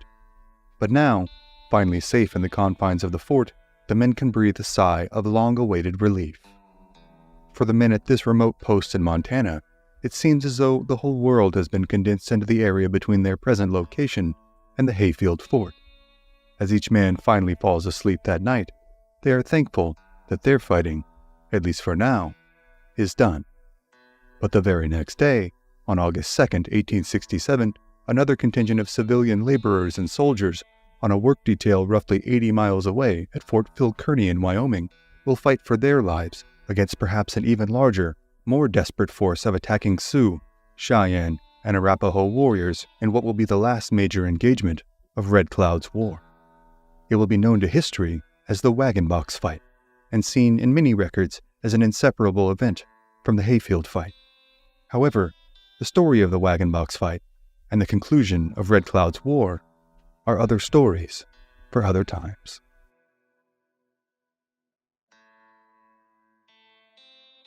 (1831), somewhere in the Great Plains of the Dakotas, a band of Hunkpapa Lakota celebrate the arrival of a newborn boy. The son of a warrior named Returned Again and his wife, Her Holy Door. He is the apple of his parents' eye. The baby boy is named Jumping Badger. The Lakota, also known as the Sioux or the Teton Sioux, were a martial people whose itinerant lives were based on the buffalo herd's migration and warring with anyone who sought to stand between themselves and those herds. The Lakota are comprised of several bands: the Sikanju, the Oglala, the Itasipcho, the Hunkpapa, the Minikanju, the Hisapa, the Sihasapa, and the Uhinumpa. Though they possessed a few close allies throughout the years, including the Cheyenne and the Arapaho, their enemies were both numerous and vociferous. The Assiniboines, the Flatheads, the Hidatsas, and of course the U.S. Army were all hated enemies of the Lakota. This was largely due to the Lakota being relatively recent arrivals to the northern Great Plains, arriving sometime in the 18th century from the Great Lakes region. They had been encroaching on and taking over many other tribes' hunting lands and building a significant amount of animus towards themselves in the process. But perhaps the most hated enemy amongst the Lakota people were the Crow. Interviews of Lakota warriors taken well into the 20th century often denote their still vibrant, vitriolic hatred for the Crow, whom one described as the most cowardly tribe that ever lived. Safe to say, there was no love lost between the Lakota and the Crow. The young men, like all young Lakota, were taught to hate their enemies and to defend their families at all costs. This meant being proficient in all means of martial endeavors, from horsemanship to marksmanship to wrestling. Their mettle was tempered and tested through long exposure to sweat lodges and cold rivers, winter snows and summer suns. But in conjunction to building their bodies, the young men also strengthened their minds and, of most importance in the Lakota worldview, their spirits. They were inspired by fireside stories of great warriors' deeds, of great conquests, capture, and selflessness. They edified their spirit and vision quests. As with young men everywhere, they spent the better part of their teens and early 20s yearning for an opportunity to make a name for themselves. In Lakota society, as was the case with most Plains tribes, the only means of social advancement for young men was via prowess in both hunting and warfare. And so it was for the young jumping badger, or as his friends and family often called him, Slow. The name was a result of the young man's deliberate and methodical nature, but, like his birth name, it wouldn't stick for too long. By the time he was 25, though more than a few accounts have this story occurring when he was as early as 14 years old, the young man had established himself as a hunter and was beginning to make a name for himself as a cunning horse thief. And the tribe with the most horses on the northern plains at that time were the Crow. This made them a powerful enemy and an enticing target. In his book Empire of the Summer Moon, also linked below, author S.C. Gwynn describes the stealing of horses on the open plains as the equivalent of instantaneous transmission of thousands of dollars into one's bank account. Thus, many a Lakota raid was undertaken against the Crow in an effort amongst young warriors to build both capital and prestige. When a group of young Lakota, including Slow and a number of his cohorts, set out to raid a Crow camp on the plains of what is today South Dakota. As they crested the low rise in the twilight of the morning sun, they spotted their quarry, a large group of horses, seemingly without a guard posted, as the Crow believed themselves too far out in remote country to worry about raiders or intruders. This was what the young Lakota had been hoping for. Silently, they made their way closer and closer to the Crow's horse herd. At a signal, the stampede was started, and as many horses as could be taken in one fell swoop were driven away from the Crow village and northwest onto the open prairie. But now, the Crow were alerted. Now, the element of surprise had been rapidly, if predictably, disintegrated, and the Lakota were on the defensive. As often happened in these situations, a running fight ensued over rolling prairie land until, eventually, the Lakota managed to ensconce themselves in a defensive redoubt in a narrow ravine. The Crow pinned them down, intent on making these Lakota interlopers pay immortal tolls for their intrusion and intentions. At first, they rained down bullets and arrows upon the position, but finding the Lakota had procured themselves sufficient cover, they quickly found themselves mired in a stalemate. The two parties quickly found themselves mired in a stalemate. From their defensive positions, hunkered down behind rocks and logs deep in the ravine, the young, anxious Lakota warriors debated their next course of action. Escape was impossible, but so was an outright victory. And even if they could flee, what was the point in going home at all if it was without any of the horses they had stolen and with no enemy scalps to show? The debate raged intensely, but briefly, as one among them proposed his own solution. He would go out alone, he said, and challenge the Crow chief to a one-on-one fight. This was a time-honored means of intertribal conflict on the plains, and often a means through which a larger-scale conflict could be avoided via them playing out in individual combats. But obviously, these were very high stakes for the combatants involved. But the young man, perhaps now showing the virtue behind his supposed vice, was cool and even-tempered throughout. He took up his thick buffalo hide shield that could not only deflect bullets when held at the right angle, but also carried, he believed, a powerful protective medicine. In his other hand, he took up his single-shot musket. These were smooth-bore weapons, and though outdated, still highly prized amongst the tribes for the physical effects they could wreak and the psychological trauma that they could inflict. The young warrior strode confidently out from his defensive position, seemingly unfazed by the prospect of enemy fire. He called out in a loud, clear, and confident tone that he was challenging the Crow chief to a one-on-one fight, to the death, right here, right now. The Crow chief then strode out from amongst his men, also with a thick buffalo hide shield and a musket. He called out to the young, haughty horse thief that not only would he not be going home with any Crow horses today, he would not be going home at all. Now, the Crow chief said, he was going to kill him. Both men started in a militant trot towards one another, their comrades in charges waiting pensively behind them. As he ran, the Lakota, who was known to have a fine, clear, high-pitched singing voice, sang his death song. "My trials are many, but my life is short." First to break step was the Crow chief, who, when the two were a few dozen yards away, quickly dropped to one knee, steadied his aim, and fired in one deft motion. The young Sioux warrior, now perhaps making some of his comrades behind him second-guess the propriety of his slightly derisive nickname, the Slow, managed to angle his shield down so that the musket ball ricocheted off of it and down towards the ground. However, before smashing into terra firma, the lead ball tore into the young Lakota's foot. It was a ghastly wound that would have rendered most combat ineffective, but the young man's countenance seemed unchanged, despite the blood pouring from his foot into the prairie dirt. His eyes seemed never to waver from his intended target, as once the Crow's musket had been fired, he now had time to stop and take aim for his own shot. As the Crow chief rapidly closed the distance, knife in hand, the young Lakota coolly took aim, waited until the Crow was but a few paces away, and deftly put a musket ball into his torso. The Crow went down hard, writhing in agony from the internal, irreversible damage done by the lead ball.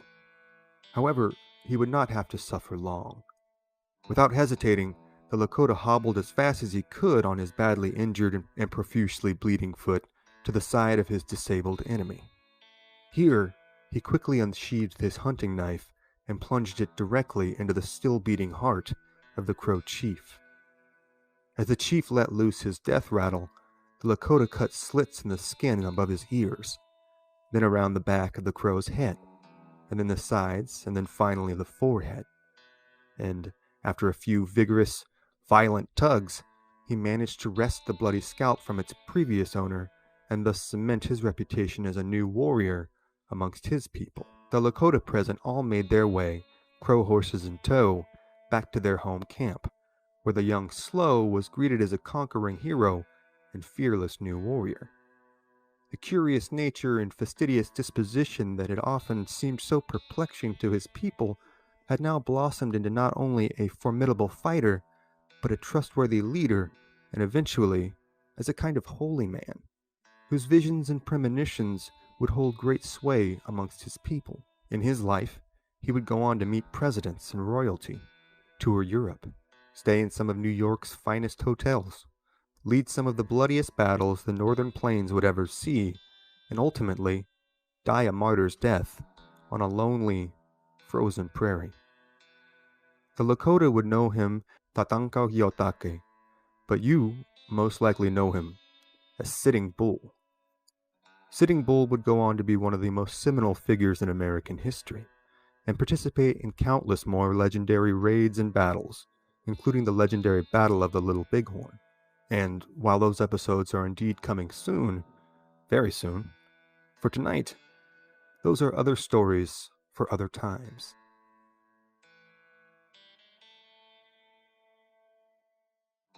Texas, March 19th, 1840. Amidst the rolling limestone hills, oak-strewn pastures, and vibrant Texas wildflowers, a contingent of Comanche men, women, and children made their way to the town of San Antonio, under the guidance of their band's most revered war chief, Mugwara, or Spirit Talker. They had come bearing items for trade and were looking forward to a revelrous and hopefully profitable day. They had come, they assumed, to trade for needed wares and to barter their goods. This was not unheard of, nor even altogether uncommon on the Texas frontier. The warfare and bloodshed that was underway in the War for Texas was a far more fluid affair than is often portrayed today, and trading between yesterday's enemy and tomorrow's foe was often as much a matter of convenience as it was necessity. In fact, Spirit Talker himself had strode the line between collegiality and combativeness, between cultures far more frequently and more adeptly than most. In the years prior, he had provided not only shelter to Texas Rangers, his presumed mortal enemy, but had defended them from attack by the neighboring Wacos. On this day, the problem was, as far as the residents of San Antonio were concerned, that the Comanches' wares included not just goods, but a person. A daughter of a San Antonio resident. She and her sister had been kidnapped from their family farm on the Texas frontier 2 years earlier.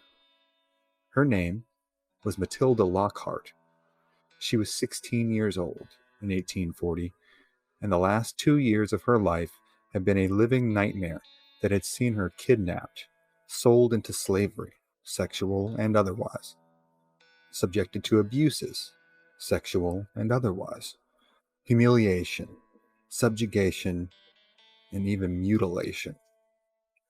Not only had she been repeatedly raped and forced to labor under pain of violence, her nose had been burned to her face.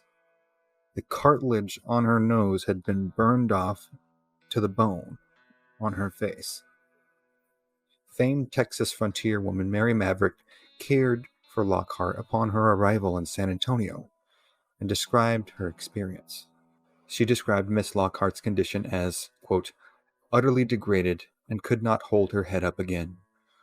Her head, arms, and face were full of bruises and sores, and her nose actually burnt off to the bone, all the fleshy end gone, and a great scab formed on the end of the bone. Both nostrils were wide open and denuded of flesh. She told a piteous tale, how dreadfully the Indians had beaten her, and how they would wake her from her sleep by sticking a chunk of fire to her flesh, especially to her nose. Her body had many scars from the fire. End quote. There is some dispute among historians as to the entirety of the veracity of Mary Maverick's account, as several preceding accounts of Comanche visitors who had encountered Matilda and a contingent of other white and Mexican women and children who had been kidnapped and made captives and slaves of the band failed to mention such outward and obvious signs of physical torture. However, as conflicting as the accounts may be on this matter, it is safe to say Matilda Lockhart's appearance sparked an outrage in the residents of San Antonio for two reasons. One, that she had suffered enough physical abuse for it to be easily visually discernible by all present. And two, that she was the only captive present. Earlier in the year, General Sidney Albert Johnson had ordered. The problem with this approach, aside from its blank check for bloodshed should its acceptable terms not be reached, was that it presumed that the Comanche had a centralized power structure of chiefs. This was not the case with the Comanche. They were not under one chief. They did not even cede full political power to band headmen outside of the times of war. And even then, the warrior with the most power was the one able to raise the most warriors for his proposed raid or battle against the enemy de jour. The Comanche had no centralized power, and thus could not be negotiated with as a singular entity. This was not only unknown to most whites at the time, it was all but incomprehensible to them. And, even if they did understand it, it made negotiating the return of hostages from the Comanche a daunting, if not impossible task. Now, on this warm spring day, as the contingent of Comanche composed of unarmed men, women, and children made their way through the mud-laden and refuse-strewn streets of San Antonio, they stopped to pick up pieces of scrap iron to use for arrows and spears. This further confounded the Texans present and added to the overall surreality and awkwardness of the situation. Some residents tried to make nice with the visitors, setting up small targets for the children to shoot with their toy bows and arrows. But as the word spread that there was only one white woman captive present, and that she was terribly disfigured, the collective ire of San Antonio focused on the Comanche that stood in front of them. The commanding military officer present, Colonel William Fisher, summoned the 12 chiefs present to what was known as the Council House, a one-story 18th century stone building in the plaza of the city. In fact, you can still go to this place where this all happened. You can still go there today. It's on the east side of the main plaza in San Antonio behind the Drury Inn. The original building is gone, but there is still a two-story structure where the council house stood. The Comanche chiefs came inside, still assuming that this would be an amiable affair, and took seats on the floor along the wall. The contingent of Texans present, including military and Texas Rangers, stood lining the other three walls, assuming what seemed to be strangely ominous positions to the chiefs present. When all were assembled, Colonel Fisher spoke curtly through a translator to Spirit Talker, who served as a spokesman for his group. The colonel demanded to know where the other captives were and why the chief had not seen fit to honor his prior commitment of returning the white captives under his charge. Spirit Talker, still assuming this entire situation was one big misunderstanding, his tone seemed to vacillate between peaceable and haughty as he took greater and greater offense to the colonel's accusations. But he made no overtly offensive comments or movements, only concluding his explanation with the question, "How do you like that answer?" However sought after Spirit Talker had been in his life until this point as a great speaker and negotiator and a downright likable guy, he fatally misread his audience on this occasion. Colonel Fisher became enraged and stated that he did not like Spirit Talker's answer one bit, and that now Spirit Talker and his cohort of chiefs were under arrest until all of the Texas hostages were returned. Some soldiers moved to block the door, as others moved toward the Comanche chiefs, intending to subdue and handcuff them before transporting them to the San Antonio jail. In these fleeting moments, as the gravity of the situation settled in on Spirit Talker and his cohort of war chiefs, there seemed to be an air of confusion and disbelief. Then, in a flash, the violence started. Spirit Talker pulled a knife he had concealed on his person and stabbed one of the soldiers in the chest as he made a break for the door. The other chiefs all either pulled concealed weapons of their own or attempted to grab the rifles of the soldiers, hoping to either make a break for their lives or sell their lives as dearly as possible. Inside the small room, gunfire erupted, with eardrum rattling volume and intensity. As smoke filled the room, bodies began to thud to the ground, some dead, some dying, some injured, and some still fighting. Ranger Matthew Caldwell, known as Old Paint because of his terribly sun-mottled skin, took a round to the shin, hit the ground in agony, while still pulling his sidearm and beginning to systematically shoot down any Comanche that he could. The fight spilled quickly outside the doors, as the fleeing chiefs who emerged alive alerted their tribesmen of what was coming. What transpired was an hours-long, city-wide carnival of carnage. The children, who had been shooting at targets with their toy bows and arrows, turned them on live targets, drilling a number of residents with very real arrows, and even killing a district judge by drilling him in the heart with several arrows. He fell dead in the street as the Comanche desperately attempted to fight their way out of San Antonio. The residents, soldiers, and rangers present were now on a house-by-house kill or capture mission to bring in as many Comanche as they could and kill any who would not surrender or did not surrender to the Texans' standards. 2 warriors attempted to take refuge in a local home, barricading themselves inside. The Texians set fire to the roof, smoking the Comanches out of the house. As soon as they escaped the door, one was shot down and the other had his head split open with an axe. All the Comanche who were not killed outright were shuffled into the open-roofed jailhouse and placed under arrest. They were told they would be detained until all Texan captives had been returned to San Antonio. One Comanche was given a horse and told to ride back to the camp they had come from to inform the rest of their tribesmen of what had happened, what the new terms were, and that the Texans meant business. The rider made haste northward, over the limestone cliffs and oak meadows, back to the home camp of his band. Upon learning what happened to their friends and relatives, the camp itself erupted into its own torrent of grief, anger, despair, and hate. The wives of the slain chiefs and warriors mutilated themselves, cutting off their hair, slashing their breasts, and cutting off their fingertips. One inflicted such severe wounds on herself that she died of severe blood loss. Then, one by one, starting with Matilda Lockhart's own 6-year-old sister, all the captives who had not been adopted into the tribe were dragged from their tents, stripped naked, and roasted alive over hot Comanche campfires on the dry, sun-soaked Texas plains. They were mocked and taunted as they begged for their lives, not understanding in their last moments that they were the penance for the deeds of their would-be rescuers.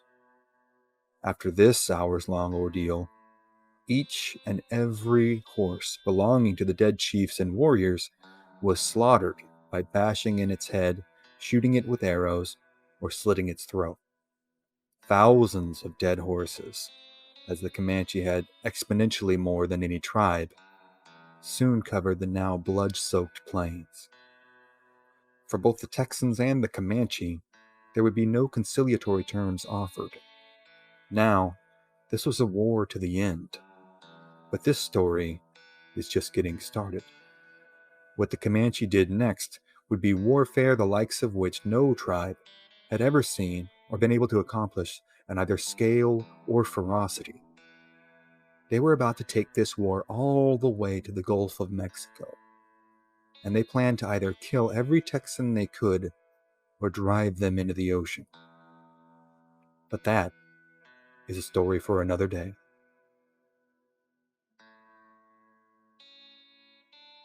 San Antonio, Texas, springtime, 1756. In the bustling city, then a part of the Spanish Empire and known as Bihar, members of the native tribes of central and northern Texas began to pour into the city in what was beginning to look like a mass exodus southward. Most preeminent among these tribes were the Apache, with whom the Spanish had battled for centuries now in repeated attempts at what they called reduction, meaning the assimilation of the native peoples into the Catholic faith and Spanish society and an eventual rejection of their own traditions. The Apache had thus far been less than receptive. They ran Texas, and the Spanish, with their adobe missions and brown-robed friars and armor-clad dragoons, amounted to little more than intruders in their eyes. They had reached a truce in 1744, but it had been more of a cessation of battle than an agreement on territory. But now, the local priests were inundating their government officials with letters beseeching them to fund more missions, pushing north into Texas at the request of the Apache. So what happened? Did they have a sudden change of heart? No, not at all. See, what the Apache wanted was a buffer zone, something to take the brunt of the attacks and raiding that was continually being wrought upon them by a tribe they called the Norteños, because they always came from the north. And when they did, they brought death and destruction to anyone and anything in their wake. The Spanish knew about their intertribal warfare, but like every other European power occupying the continent, they didn't truly understand it. And as much of it was occurring beyond the timberline and rolling limestone hills of the Texas Hill Country, they were not privy to all the gruesome details of what amounted in many respects to a wholesale slaughter of the Apache people. Even on the plains where complete and total warfare, meaning the killing and capturing of women and children, was the norm, this was a particularly shocking level of violence. All signs pointed to the building of new missions in this disputed and dangerous territory as being a bad idea. But one man, Father Alonso Toreros, had a vision. The establishment of a mission system in Texas would be his gift to the world, and his place in history, in turn, would be the world's gift to him.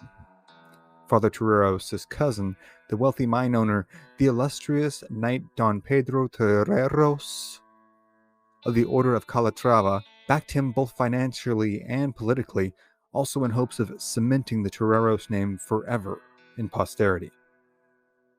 After much back and forth, it was determined that the new mission would be established along the San Saba River, along with a presidio or military fort to provide protection from hostiles. However, the presidio would be constructed at a bend in the river roughly 4 miles away from the mission itself. This too was at the request of Father Toreros. He figured the last thing he wanted was a bunch of drunk, armed, and armored soldiers creating tension and causing chaos with the tribespeople he was attempting to bring into the proverbial fold.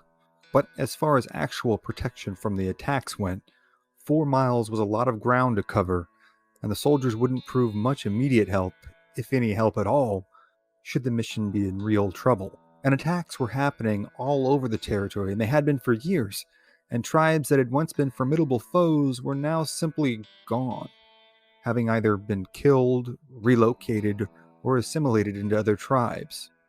The Norteños were running wild all over the southern plains, having mastered the art of horsemanship like none other, and with their mobility and ferocity, they soon controlled basically all of Texas, Oklahoma, Kansas, New Mexico, and Colorado. They struck under the light of full moons and could cover hundreds of miles on horseback in any direction. And they hated the Apache. What they were attempting was not to beat the Apache in a war for territory or even subjugate the Apache. They wanted to eradicate the Apache. And thus, the Apache became quite friendly to the Spanish missionaries and soldiers, whom they hoped might afford them some level of protection or at least serve as meat for the grinder while they made their getaway south. Still, Father Toreros persisted in his vision, and the mission was built in April of 1757 near the present-day town of Menard, Texas. It was mostly an adobe and timber structure with timbered walls surrounding its perimeter. It was certainly a modest structure, even considering the austere conditions in which it was built. The military commander of the Presidio, Colonel Padilla, had fought this poorly planned and ill-conceived venture from the start.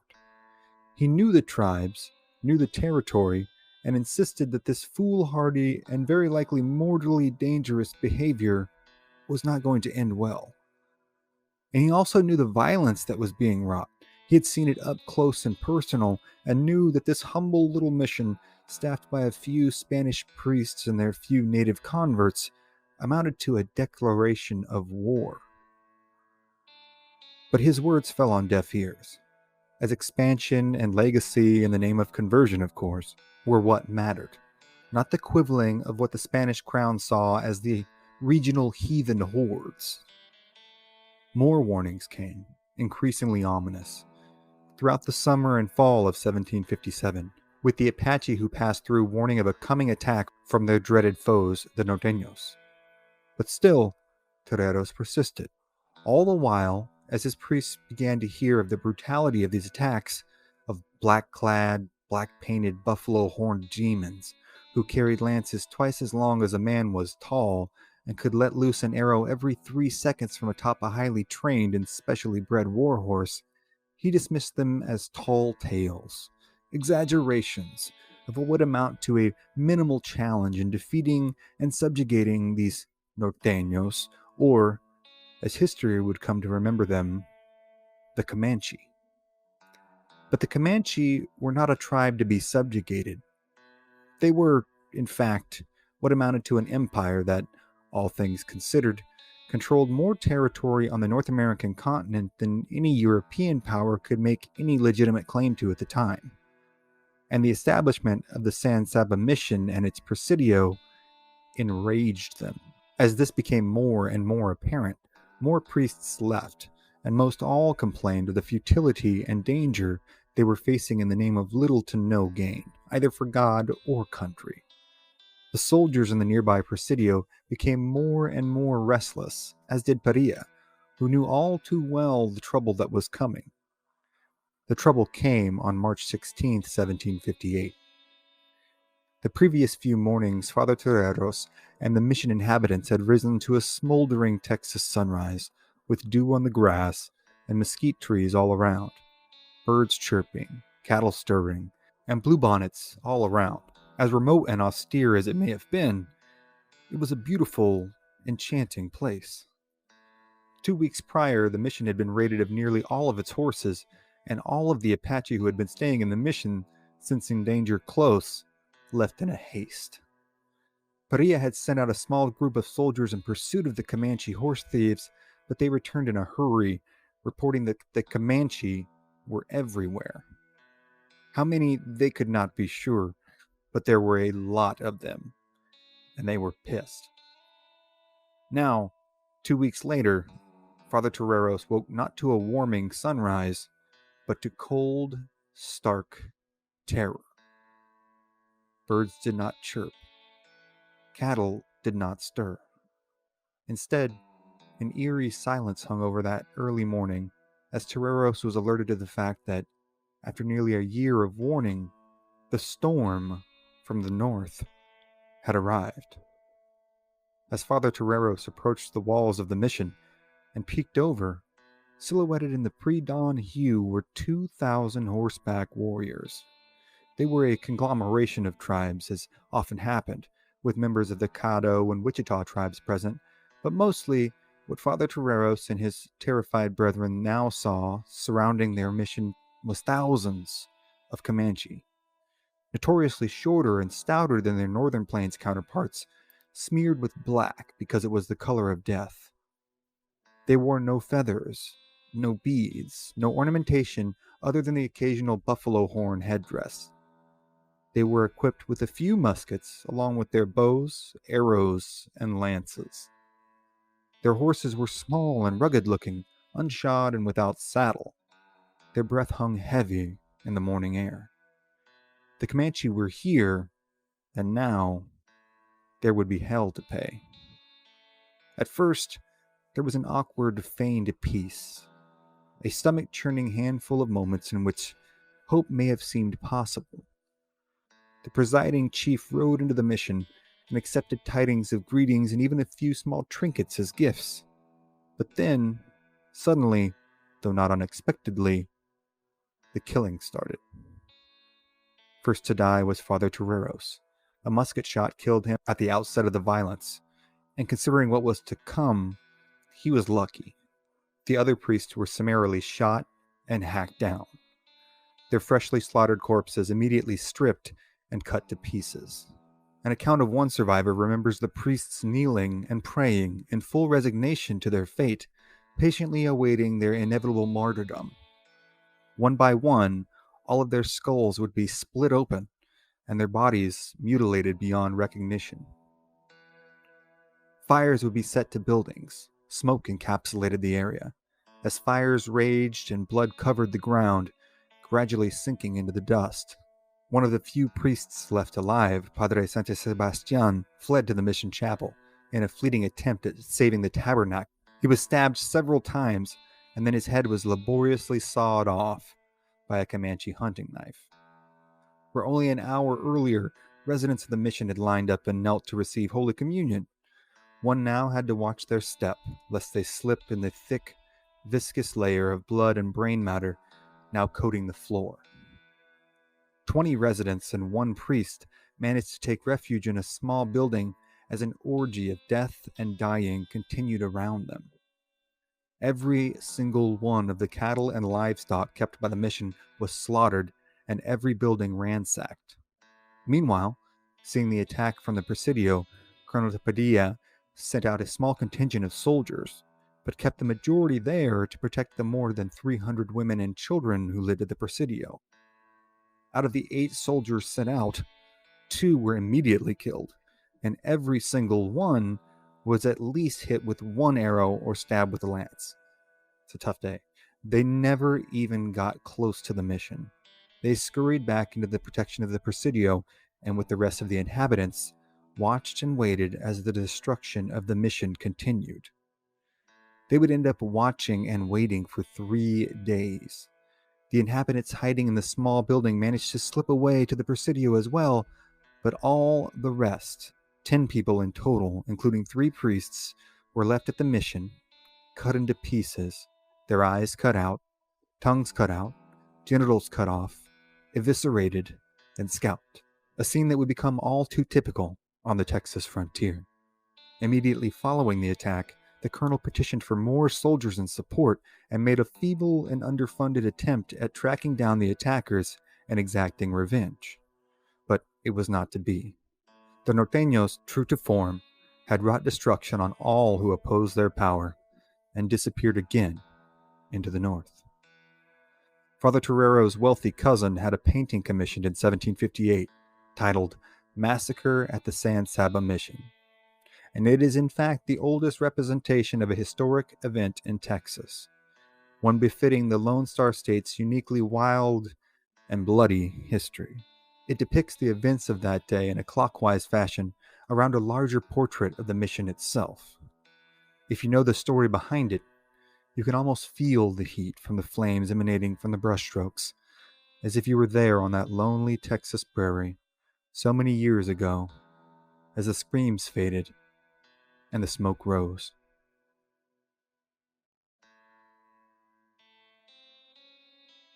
October 1870, near present-day Saskatchewan, Alberta. A large party of Cree, Young Dogs, and Saulteaux had been making their way southeast for a few days. Anywhere from 600 to 800 strong, they were on the warpath in hopes of exacting revenge on their hated rivals, the Blackfoot. The Blackfoot had been wreaking havoc on the Cree for generations, but in the last few months had been particularly frequent in their raiding. However, these incessant minor raids were largely because the Blackfoot had been severely weakened by a smallpox outbreak over the last 2 years, and were having trouble securing resources via any more grandiose means. So, now, the chiefs of the Cree concluded that this would be a good time to make their assault. But, on this chilly morning in the middle of the Albertan plains, several dozen warriors stood in a semicircle around the war chief Piapo. Piapo had had a dream, and the dream had given him great concern about proceeding. As the impatient party of young warriors stood skeptically listening to his recounting of the dream, he beseeched them to proceed no farther on this raid. He proclaimed he had seen a giant buffalo with iron horns in his dream, and that this buffalo was attacking their entire camp, mauling and killing them wholesale with its giant iron horns. Understandably, Piapo thought this was not the kind of omen one wants to encounter while on the warpath. Still though, while dreams and visions did indeed hold great sway within the Cree tribe, this did not mean that all visions were created equal, nor that all were to be taken seriously. This party of bellicose young men were intent on exacting their revenge for horses stolen and family members killed. Thus, they were not terribly inclined to turn around and head home just because one of them had essentially had a bad dream.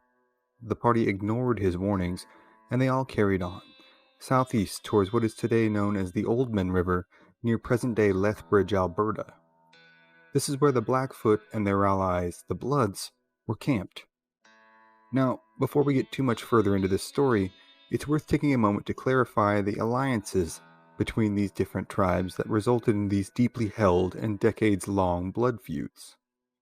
Like almost any other tribes cohabitating a particular region, strategic alliances were often formed on Canada's harsh Central Plains as a means of survival. The Blackfoot were the largest contingent of the Blackfoot Confederacy. They were comprised of the Siksika, the Blackfoot, the Kainai, or the Blood, and two sections of the Piegan, or Piikani, the Northern Piikani and the Southern Piikani.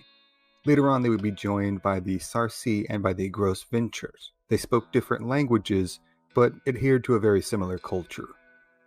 The Iron Confederacy was comprised of the Cree that moved onto the Great Plains around 1740. The southern half of this movement eventually became the Plains Cree, and the northern half would become the Woods Cree. The Saulteaux, which were the Plains Ojibwe, the Nakota or Stony people, also known as the Assiniboine, as well as the Métis and Haudenosaunee. As with most other conflicts amongst Plains tribes, theirs was a rivalry born of resources.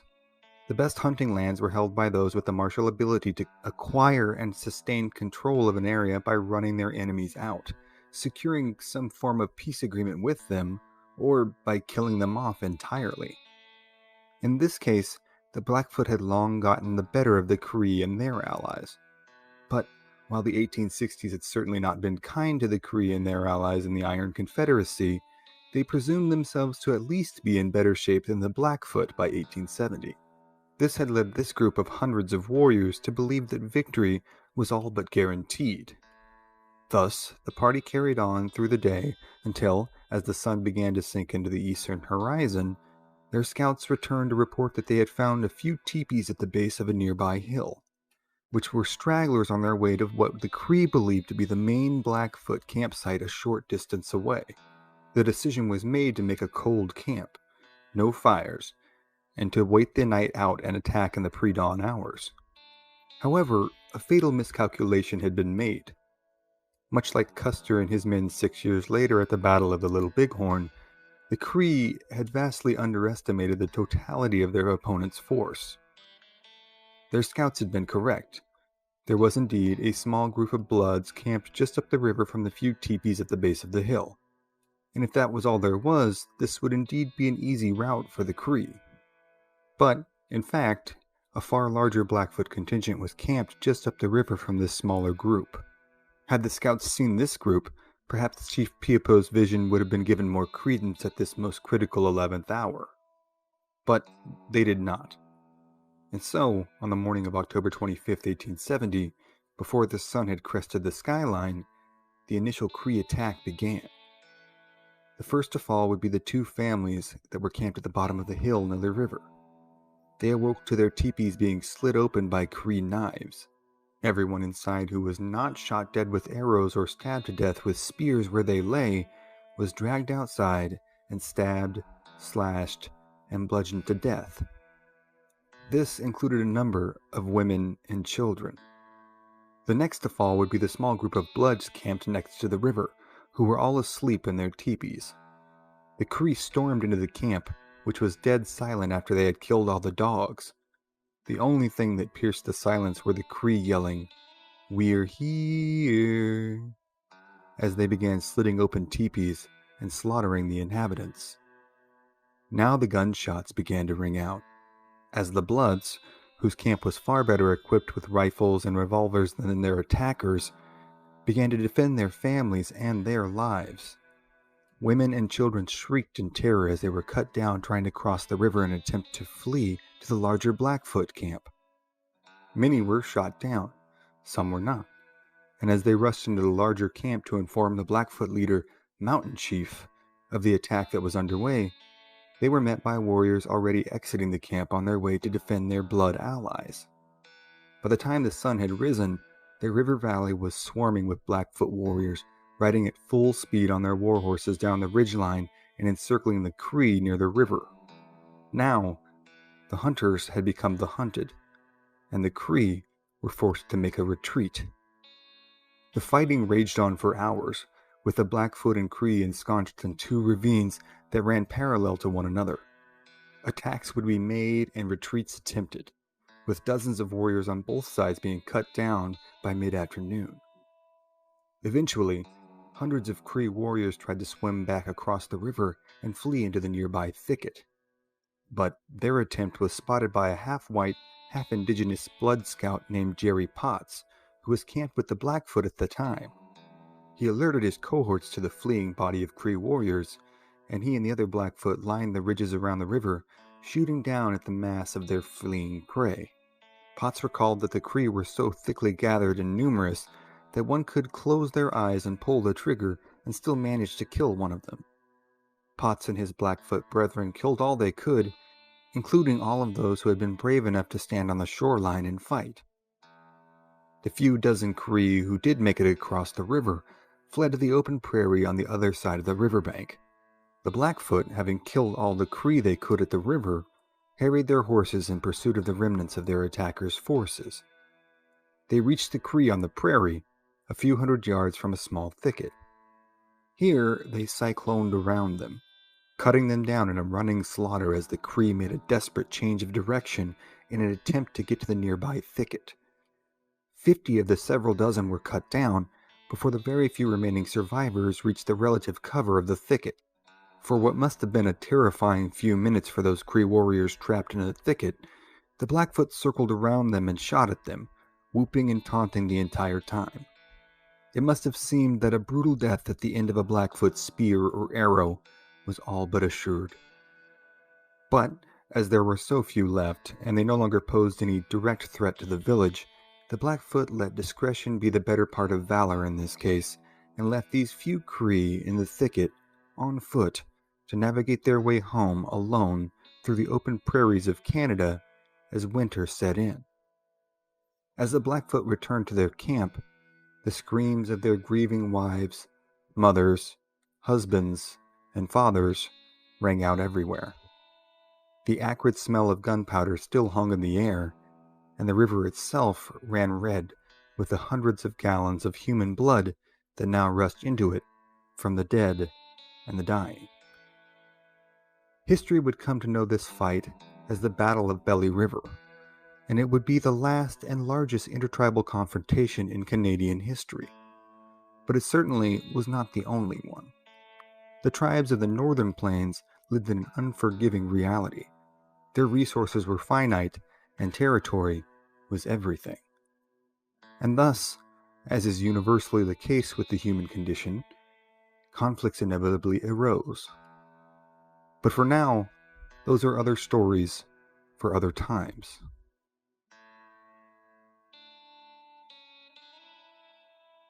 July 9th, 1755. Just after crossing the Monongahela, General Braddock's forces of 1,300 men traveled into a waiting ambush by a force of 900 French Canadian and native warriors. In a battle tantamount to an hours-long bloodbath, General Braddock, along with 900 of his men, would end up as casualties that day, over half of which would not survive the retreat to Philadelphia. The Braddock expeditions, a multi-pronged strategy to drive back New France from the Ohio country and other British colonial interests, faded away just as soon as it had begun. The British Empire and her colonies were in crisis. If they couldn't rally from the depths of this defeat and mount a successful offensive campaign, large swaths of North America would be forever lost to the French. While the prospect of losing an imperial war to the French was on the minds of the ruling class in London, the now undefended backcountry brought more pressing concerns to the settlers of western Pennsylvania and the Shenandoah Valley of Virginia.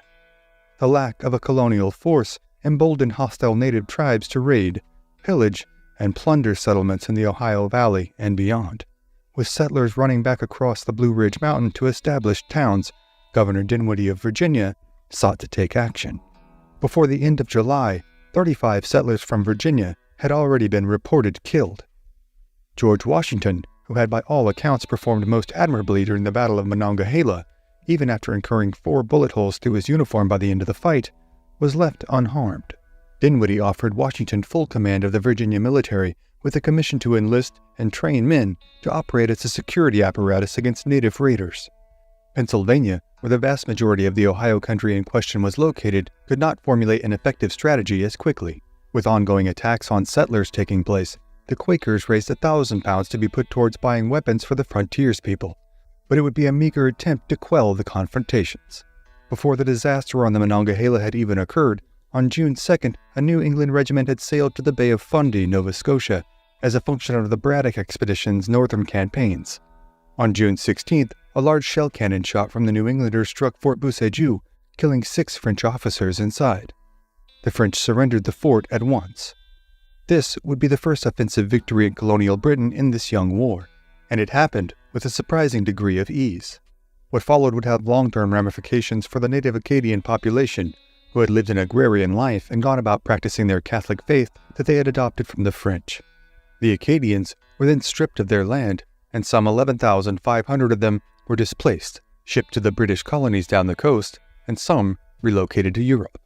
They would also be stripped of their right to practice their faith, and many would act as an insurgent force, funneling arms and intelligence to their French brethren throughout the conflict. William Johnson, a native of Ireland who had moved to New York at a young age to manage an estate that had been purchased by his uncle, was tasked with directing one of the northern campaigns of Braddock's plan. He would head directly north in August of 1755 on the Crown Point expedition. He would rename Lac Saint-Sacrement as Lake George. Johnson would begin construction on Fort William Henry at the southern end of the lake, to be used as a staging area against the French. The French had built Fort St. Frederick, near Lake Champlain, just north of Lake George. This would set the stage for another empirical clash in just a matter of weeks. Meanwhile, in Albany, William Shirley was to head west through Pennsylvania to Fort Oswego with his force of over 1,000 men. Shirley was the sitting governor of Massachusetts Bay, and his involvement had been planned as a critical part of the Braddock expeditions. He was to travel north to Fort Niagara and lay siege to it, but along the route he had learned of Braddock's demise and the disastrous results of the Monongahela. Making matters far worse for Shirley was that his son had been serving under Braddock and had been killed in action at Monongahela, shot through the head. Johnson and Shirley had bitter feelings towards one another. Johnson had sent a letter to London that Shirley was not fit for command, citing that he was emotional and reckless. Braddock's orders gave Shirley only a vague command over Johnson, and he would have difficulty getting Johnson to execute his orders. Both men's campaigns would be completely without logistical support from the regular army, leaving their provincial forces to fend for themselves. Shirley learned that the plans for the entire strategy implemented by Braddock were found among the battlefield dead by the French. Fort Niagara would be well aware of the reason Shirley and his men were traveling west. Shirley was caught between a proverbial rock and a hard place as, to further complicate his circumstances, 50 miles to the north there were a contingent of native and French forces at Fort Frontenac. If Shirley were to carry on with his plans for Niagara, the French and natives could swoop down and take hold of Fort Oswego, trapping Shirley and his men in between themselves and Niagara, and cutting them off from all supply lines and reinforcements. Shirley held a council of war with his officers of Fort Oswego, and determined it best to forego the Niagara campaign. He left 700 gravely undersupplied men to hold the fort throughout the winter. Then he headed east to New York City. There, Shirley would take over his new role as commander-in-chief for the deceased Braddock, and begin working on raising money and war planning for the upcoming spring campaigns. French allied native forces would take Fort Oswego the following spring, before the snow even had a chance to melt. August 16th saw the arrival of Dieskau at Fort St. Frederick. They had marched from Montreal in 3 columns, and after establishing his headquarters at Crown Point, he took inventory of the men. 550 men within the fort, along with 1,000 regulars, 1,400 Canadians, and 600 natives, making their camp near the structure. Dieskau would take issue with the natives who had joined his force, writing, "I encountered nothing but difficulties from the Indians. Never was I able to obtain a faithful scout. At one time, they refused to make any headway. At another time, seeming to disobey me, they set forth and returned within days without bringing me any intelligence." He would instead rely on the Canadians for intel, and on August 27th, word came to him that, quote, 3,000 Englishmen were camped at Fort Lyman, where they were constructing a fort that was pretty well advanced. The presence of Johnson's army was not entirely a surprise to him, as having learned of Braddock's plans, he had anticipated Johnson would march north from Albany. What he did not expect, however, were the sheer numbers of the force under Johnson's command. On September 1st, as the French army contingent moved out, Dieskau was adamant that were Johnson planning to attack, it would happen on the battlefield before they could arrive at Crown Point. Just 3 days later, Dieskau received intel from a scouting party of Abenaki. They had captured a member of New York's 1st Regiment. During his interrogation, he was extremely forthright with Johnson's plans. He would tell his captors that Johnson had moved 3,000 Provincials and Mohawk warriors to Lake George, and left 500 men back at the fort to finish its construction and serve as its defense. This intelligence brought Dieskau to take decisive action. He gathered 1,500 of his men, roughly half of whom were French-Canadian, and the other half native warriors, most of whom were either Abenaki or Nipissing. They sailed down Lake Champlain. Then, after landing at South Bay, the French commander took great caution with his overland movement, as the men avoided Wood Creek Road, which would be patrolled with colonial British scouts, and instead opted to cut their own path through the woods, hacking away trees and brush as they charted their path ahead in concealed fashion. After 2 days, they had completed a march of over 30 miles, a journey that had in its own right been no easy task. The plan was for them to scatter and deliver a brutal surprise attack against the British colonials from all sides. Through the night they advanced in darkened columns, but when the columns became lost in the woods, and a wrong direction was taken by the Caughnawaga native who was guiding them, a distraught Dieskau called off the planned assault. A French general proposed advancing the attack during a council of war he had called while still in the woods, yet this time he was rebuked by many of the natives, offering up a variety of reasons for their change of heart. A further agitated Dieskau could not convince them, and he knew any offensive without their assistance would be futile. As their options were assessed, it was decided that they would forego attacking Fort Lyman and would instead stage an assault on Johnson's camp directly. Meanwhile, Johnson had spent the afternoon discussing the size of the new fortification with his officers, but the topic at hand quickly changed when a group of Mohawk scouts returned to camp with some startling news. The scouts had uncovered tracks leading away from the shoreline at South Bay. The warriors made their way to the Wood Creek Road, but were surprised to find no sign of the men. Returning back to South Bay to investigate further, they came upon 3 crudely made roads that led through the woods. It became apparent that Dieskau was moving his forces on Fort Lyman, yet without the Mohawks actually seeing them, their size could not be accurately assessed. Johnson sent a dispatch to Joseph Blanchard at Fort Lyman, warning him of the impending attack. The rider, a New York wagoneer named Jacob Adams, dashed off, getting within a couple miles of the fort when he found himself in the midst of the French camp. Adams was instructed to halt and dismount his horse. He ignored these calls and carried on attempting to break through. The French opened fire, and after Adams was knocked from his steed, the dispatch was found on his person. A group of Mohawks who had heard the events returned later that evening to Johnson's camp with their account of what had taken place. Quote, "Gunfire, and then a man called upon heaven for mercy. They judged the man to be Adams." Now, the clandestine chess match between Johnson and Dieskau would finally come to a head. Johnson called another council of war early the next morning, September 8th, and it was decided to send out a single column of 1,200 men composed of Nathan Whiting and the 2nd Connecticut, Ephraim Williams and the 3rd Massachusetts, along with the front of the column being led by 170 Mohawk warriors under the highly revered Mohawk Valley chief King Hendrick. They were to march south to relieve Fort Lyman. The events that follow would come to be known as the Bloody Morning Scout.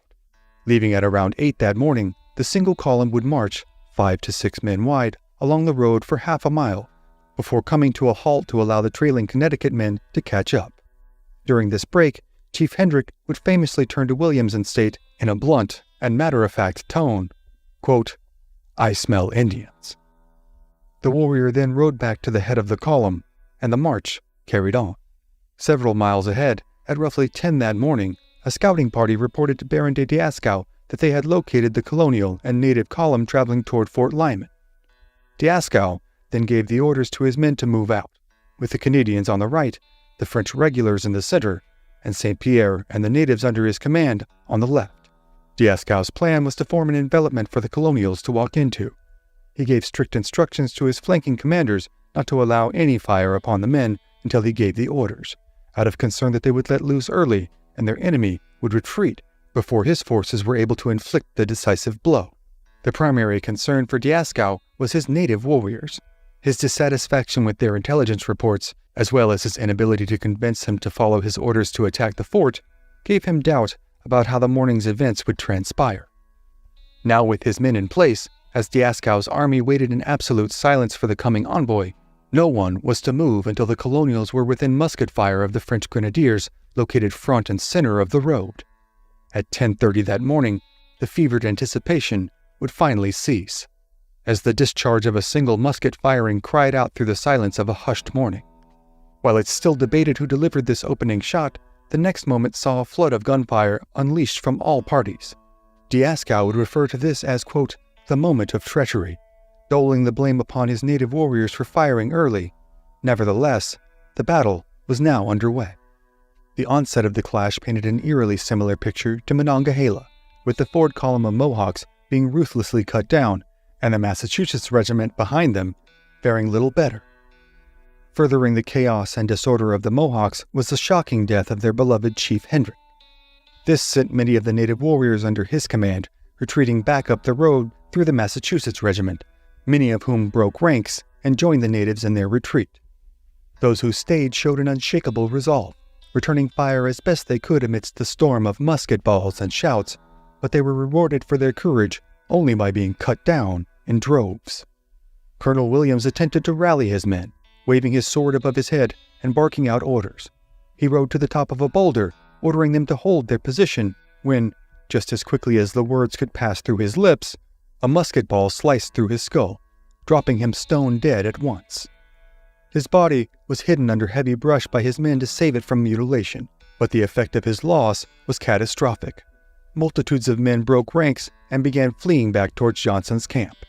Lieutenant Colonel Nathan Whiting and the 2nd Connecticut were all that remained, but charging forward into Dieskau's snare would be futile.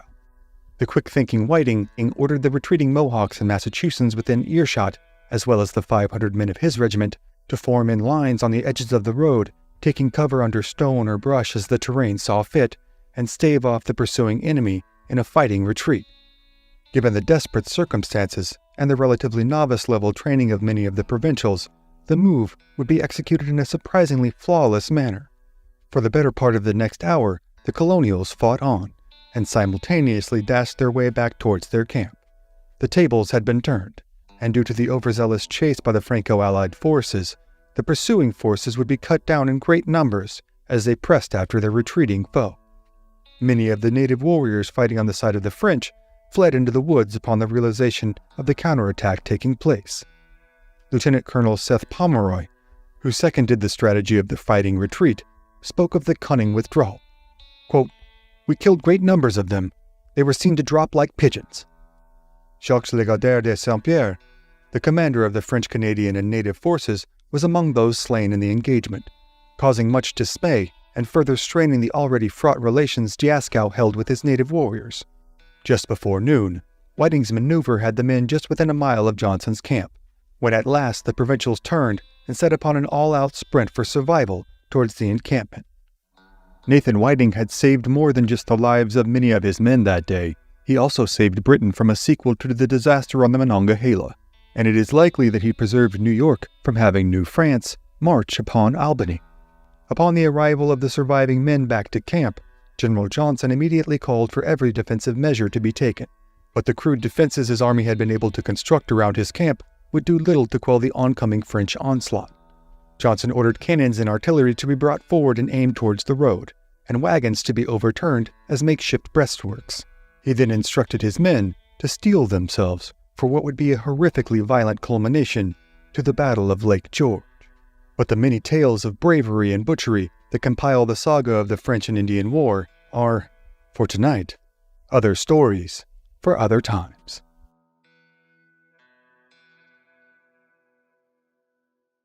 July 27, 1816. On the Apalachicola River, in the panhandle of Spanish Florida, stands Fort Negro, a former British-held enclave during the War of 1812, that is now inhabited by nearly 400 escaped slaves and their Choctaw allies. The ex-slaves, now known as Maroons, are making a desperate stand against an expeditionary force of several hundred American soldiers, Coweta and Creek warriors, and a devastating fleet of American gunboats. Under the command of Garçon, a 30-year-old carpenter who had fled from his life of forced servitude in Spanish-held Pensacola, the Maroons and the Choctaw have made a death pact. They would accept nor offer any quarter, knowing that surrender would at best be a means to return to bondage and their, quote, slave owners. They were determined to fight to the last man. After several days of intense combat, several instances of intense hand-to-hand fighting had taken place. Yet, more broadly, the battle was an encounter of artillery, with the gunners inside the fortification launching cannonballs, grape shot, and mortars towards the American forces. However, they did so with little efficacy. The U.S. gunboats achieved moderate success, but no clear advantage had been gained.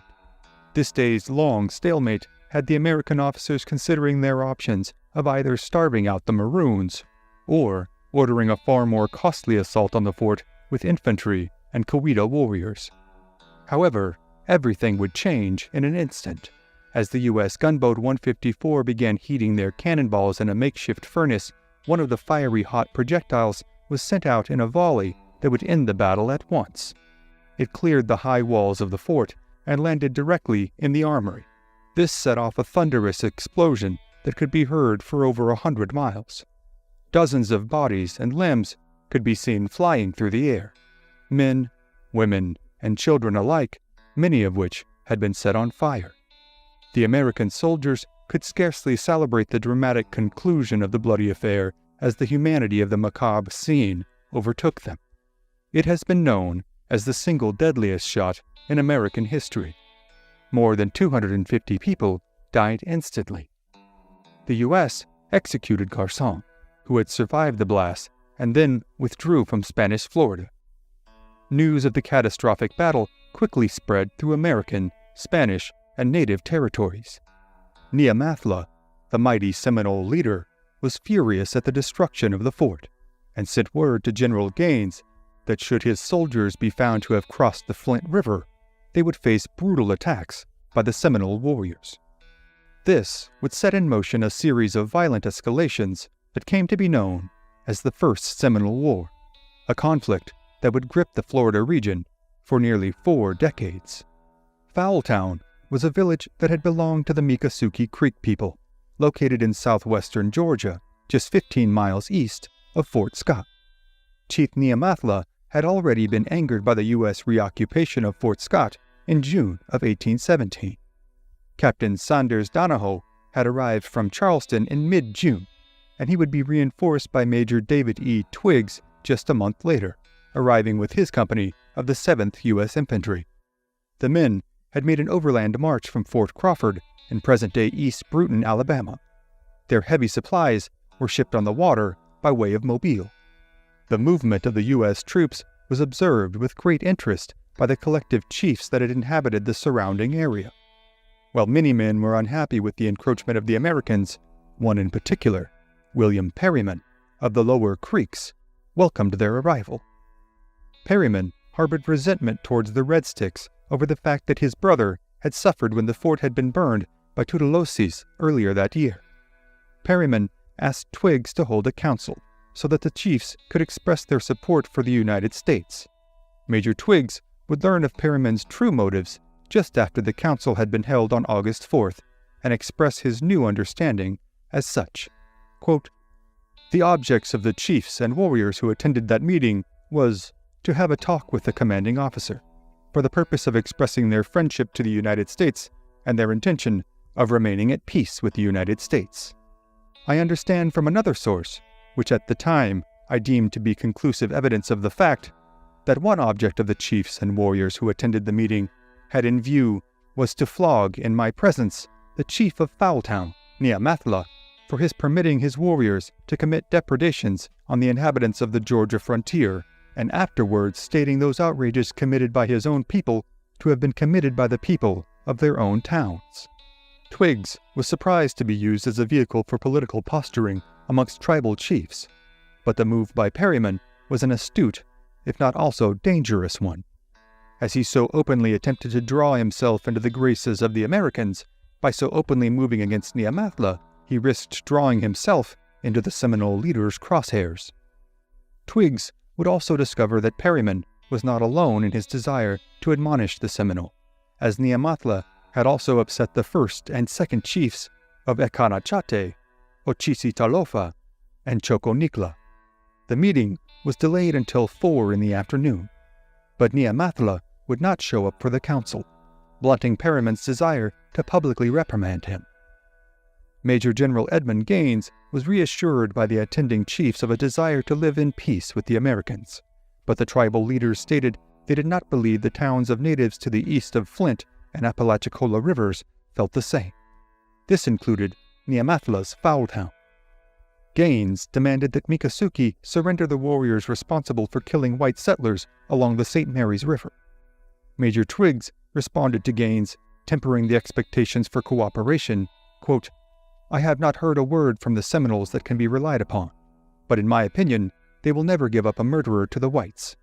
In fact, the chief of Foultown, who is frequently among the Seminoles, told me 8 days ago that the Flint River was the line between us, and I must not cut a single stick of timber on the opposite side."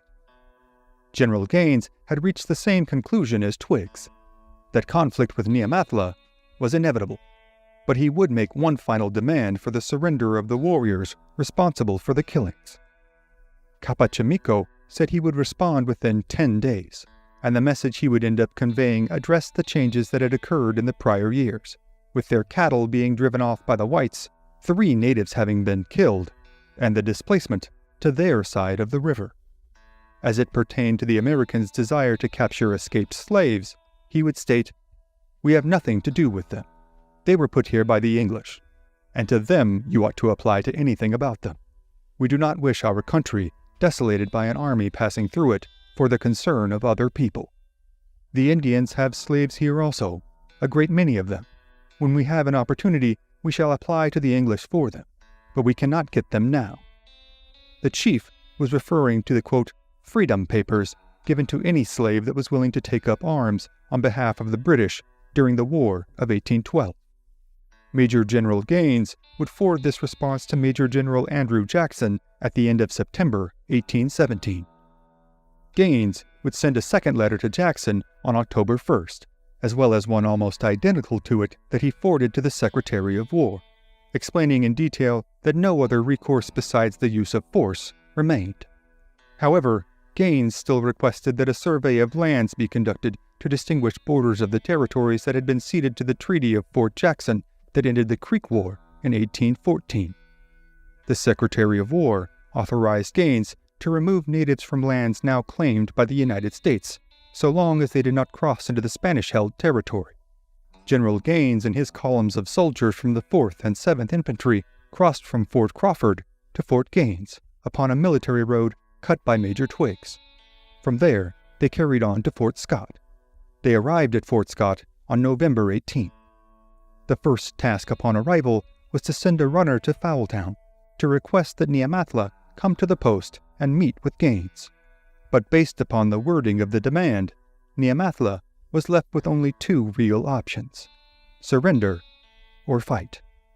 Should he and his people attempt to flee, they would still be designated as enemies of the state.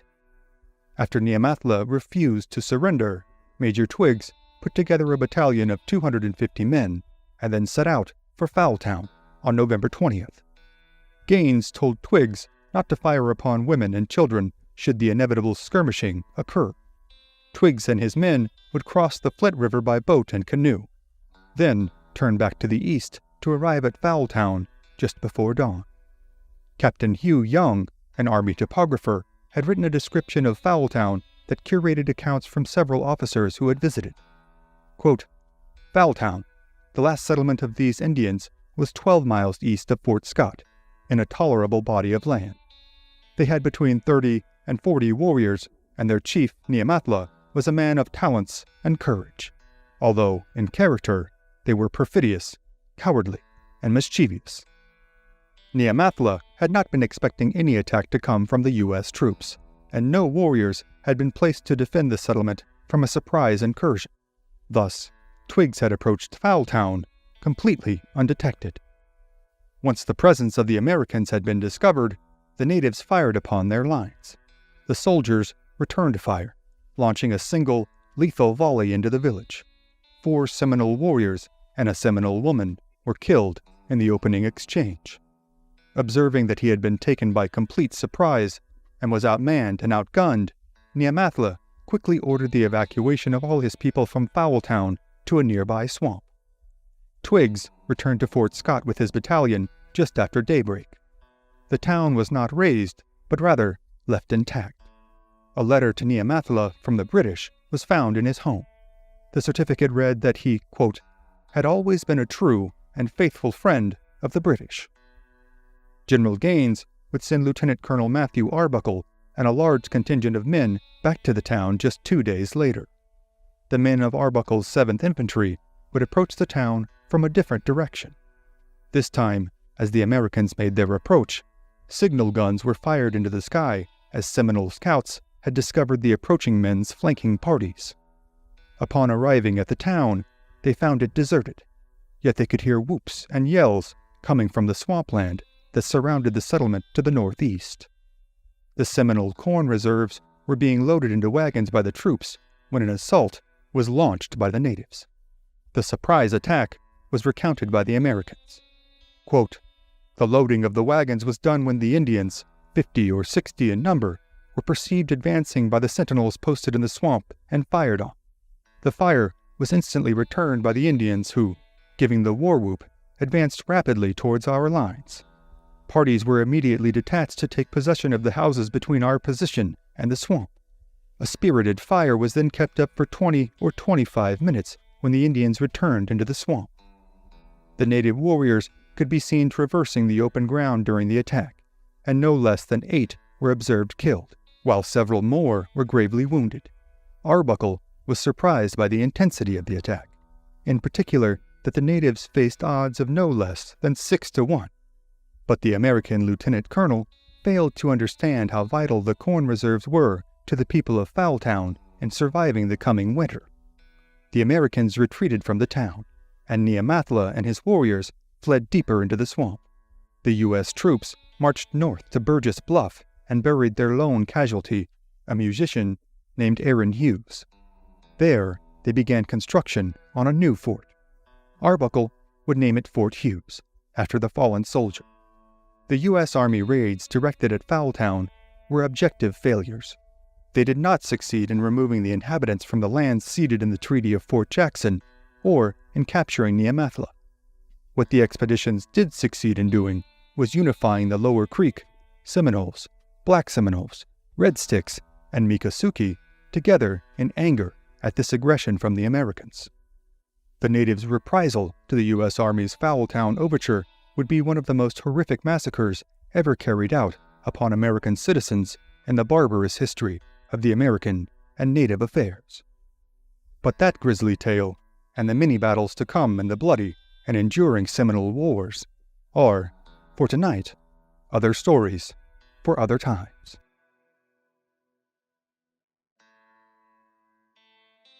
Central Texas, 1875. A young cowboy lopes his mount through the sagebrush and mesquite, admiring the plentiful bluebonnets and enjoying the last vestiges of the cool mid-May morning before the substantial heat of the afternoon sets in. The young man's name is James Buchanan Gillette. Known to his friends as Jim, he had been born and raised in Austin, Texas, and spent much of his 18 years supplementing his family's income by hunting, fishing, and working as a ranch hand. In the previous few years, he had worked for a number of outfits in and around the Austin area. Despite his youth, he had managed to build a solid reputation as a knowledgeable, fastidious, and reliable hand. In early March of 1876, he had come here to Menardville, present-day Menard, Texas, situated on the banks of the San Saba River, roughly 140 miles northwest of his hometown. Here, Gillette had found employment working for a local rancher named Wes Ellis. Ellis offered food, board, and $30 pay a month, a working situation that most employers in the area at the time would be hard-pressed to match. For a young man who loved the outdoors, possessed the requisite skills in horsemanship and ranch work, and had a healthy thirst for danger, life did not get much better, a fact that was not at all lost on Gillette. He loved the freedom and adventure of life as a working cowboy, despite its incessant hardships and unyielding chore list. But as much as he loved the outdoors, Gillette, like all young men, appreciated a reprieve from his labors. Every week or so, he would head into Menardville to collect his mail, procure some groceries, and visit with friends. On one of these trips, he had met and become friends with a company of Texas Rangers. The Rangers were situated in a camp nearby and also received their mail in Menardville, though by the 1870s the lore of the Texas Rangers was known nationwide and even worldwide. This was Jim Gillette's first personal encounter with the vaunted mounted gunmen whose violent encounters in locales from Mexico to the Red River had become the stuff of legend. The young man became understandably enthralled with Rangers' accounts of life in the field. Their accounts of trailing criminals and avenging raids on frontier homesteads were more than sufficient enticement for Gillette to inquire as to how he might come to join their ranks. As luck would have it, in the spring of 1875, the state of Texas had authorized the company commander, Captain Dan W. Roberts, to add 20 men to his roster. The official date for the opening of enlistment applications had been set for June 1st. With time to kill until then, Gillette was on his way to visit a group of cowboy friends who were camped along the San Saba River not far from Menardville. Upon regaling them with his plans to enlist with the Rangers in a few weeks, one of the young cowboys, a young man named Norben Rogers, volunteered to go along with him to Menardville in hopes of securing a position with the Rangers. The two young men made their way to Menardville, where they were informed that Captain Roberts had come to the area early and was settling in with the rest of the company in the Rangers' campsite. Loath to wait 2 more weeks for their opportunity, the pair rode out to introduce themselves to Captain Roberts and to apply for positions with the Ranger Company. Just before reaching the Rangers' campsite, Neil Rogers pulled his horse up close to Gillette's and beseeched him in hushed tones to do the talking for both of them. His assumption that Gillette possessed at least enough foreknowledge to comport himself reputably amongst the camp of seasoned veterans was, to put it mildly, wildly misguided. But having little other recourse than to agree, Gillette acquiesced. Soon, both young prospects were standing in front of the tent of Captain Roberts as the captain came out to greet them. Captain Roberts was a man of about 35 years old, tall and lean, well-liked and respected by his men, and possessive of a knowledge and intuition gained only through years of experience in the unremitting, unforgiving world of the Texas frontier. Captain Roberts greeted his obviously self-conscious young visitors and inquired as to the nature of their visit. Mustering up as much confidence as he could bring to bear, Gillette informed the captain that he and his friend were bound and determined to join the ranks of the vaunted horse-bound gunmen. Captain Roberts examined the pair momentarily before thoughtfully inquiring, "Did you say your name was Gillette?" Young Jim confirmed that indeed it was. "Are you a son of James S. Gillette, who was Adjutant General under Governor Sam Houston?" Gillette affirmed that indeed this was his father. "I have often heard my father, Buck Roberts, speak of your father," the captain recalled cheerfully. He then inquired as to the quality of the horses in the young prospect's possession. Due to the demanding nature of ranger work, largely comprised of long-distance travel at rapid paces in unforgiving conditions, the specifications for the horses deemed acceptable for use as ranger mounts were both numerous and quite discriminatory. A ranger might be in the field for a month or more at a time and could only bring one horse.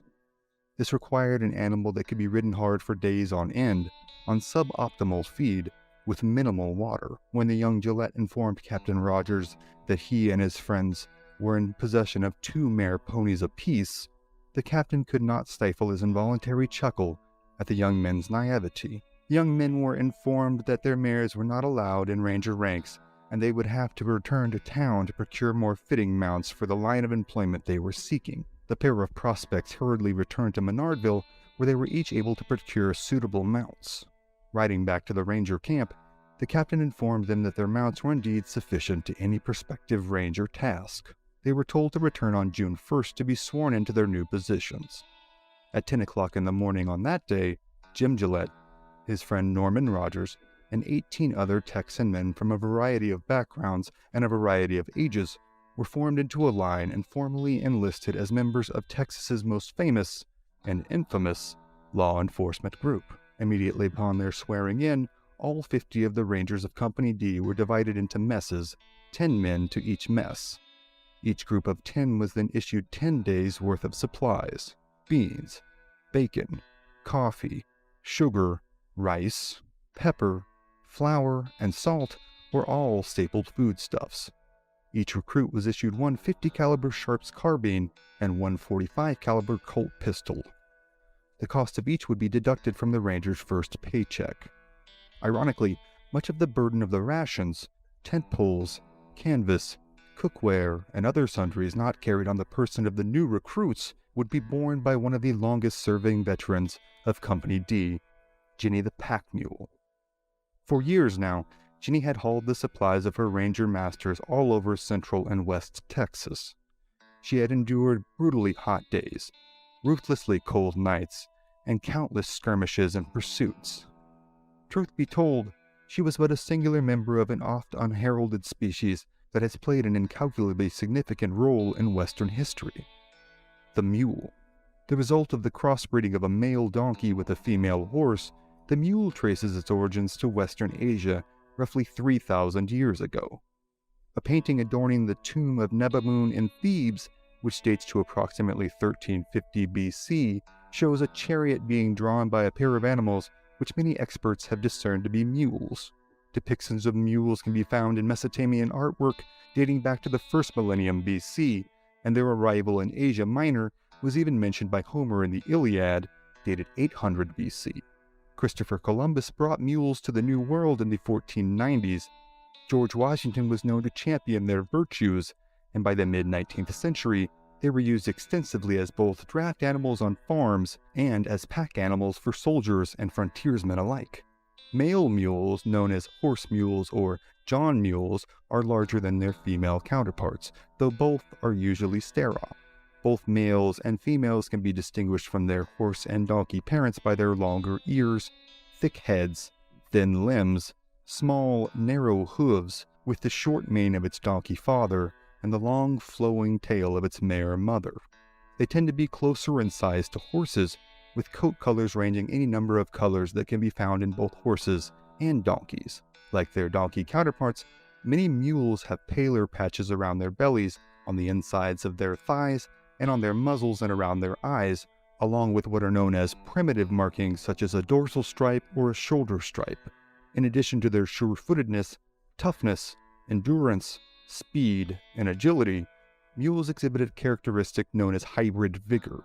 This, in short, means that mules are more than merely a sum of the genetic components of their parents, but possess a greater intelligence, memory, social affection, and, most famously, obstinance than either of their genetic predecessors. Though comparing the merits of horses versus mules can fast become a divisive subject in equine circles even today, mules were as essential to the functioning of the Rangers as were their more heralded mounts. For Jenny the pack mule, though, and for the rest of Company D, the bulk of the months that immediately followed the enlistment of the new recruits would see little of the hard riding and hard fighting that the Rangers were so famous for. Instead, Gillette and his cohorts spent the time practicing riding and shooting, honing the skills of their trade in preparation for the eventuality that was violence and lawlessness in 1870s Texas. The primary threat amongst the plethora of threats facing any Texas farmer or rancher at the time was that of raiding from any of the hostile tribes in the area. The Kickapoos, the Kiowa, the Lipan Apache, and the Comanche had spent the preceding years exacting all the retribution they could on the Texas interlopers trespassing on their lands. Raiding was most common on full moon nights, so common that full moons in Texas are still often referred to as Comanche moons. Raiding parties could strike from bases hundreds of miles away from their intended targets, striking quickly and disappearing into the vast expanses of the plains. To thwart their efforts, Captain Robertson employed a number of native spies whom he stationed at every significant headwater, river crossing, and waterhole in the territory, as a means of intercepting any prospective raiding parties who would, at some point, need to water themselves and their mounts. When a raiding party was spotted, the spy, often from a native tribe on good terms with the Texans such as the Tonkawa, would make a mad dash to the nearest fort to report it to the Rangers as soon as possible. In late 1875, Ranger Lem Syker had been detached to Fort Mason in order to procure supplies for Company D. Just as Syker had settled down in the lobby of the Frontier Hotel, a runner came rushing in announcing that a raiding party had stolen a herd of horses from local rancher John Gamble. Syker, being deprived of his after-dinner repose, immediately saddled his horse, Old Pete, and embarked on an all-night ride back to the Ranger encampment outside Menardville to alert the rest of the company. At about 8 o'clock the following morning, Syker and Old Pete made their way into the camp, alerting Captain Roberts and the rest of the men as to the situation at hand. The Rangers' horses had been turned out to graze for the day, and as they were being rounded up, Captain Roberts appointed 15 men to go in pursuit of the band of raiders. Among those selected was Gillette, who, like the rest of his detail, was issued 100 rounds of ammunition and 10 days' rations. Jenny the pack mule was loaded with the extra supplies and ammunition, and the contingent made as much haste as possible in making themselves ready to hit the trail. By noon, Captain Roberts was at the head of their single-file line, leading them north to where the San Saba River crossed Scalp Creek in what is today northeastern Menard County. Roberts had spent nearly 2 decades of his life in the Rangers up until now, and in that time had acquired the acuity and intuition born only of experience. He believed the raiding party to be heading north, towards the open prairie. Roberts also knew the raiding party would be moving at a pace unknown to all but the most hardened pursuers over rough, unforgiving country. This dampened his hopes of actually catching and engaging them, much less returning the horses to their rightful owner. However, he did not feel the task to be outright impossible, and thus the Rangers picked up their pace in hot pursuit. They crossed the San Saba River just north of Menardville, then turned north as their trackers discerned the trail left by the raiding party. The standard Ranger practice, employed here by Captain Roberts, was to detail their 2 best trackers to ride roughly 200 yards in front of the main body of Rangers, as the main body provided security. At roughly 1 o'clock in the afternoon, the party came upon a lone horse that had fallen behind and been left by the raiding party. The unfortunate animal had been cut by a lance and was nursing a lame rear leg. Captain Roberts discerned the animal to have been left by the raiding party at around sunrise that morning, as the animal's coat had a film of sweat that had dried in the intervening hours. The captain estimated the raiding party, whose tribal identity was still unclear, to be 35 to 40 miles ahead of them. Such a gap, the experienced leader knew, could only be covered in such rough country via a steady, dogged pace.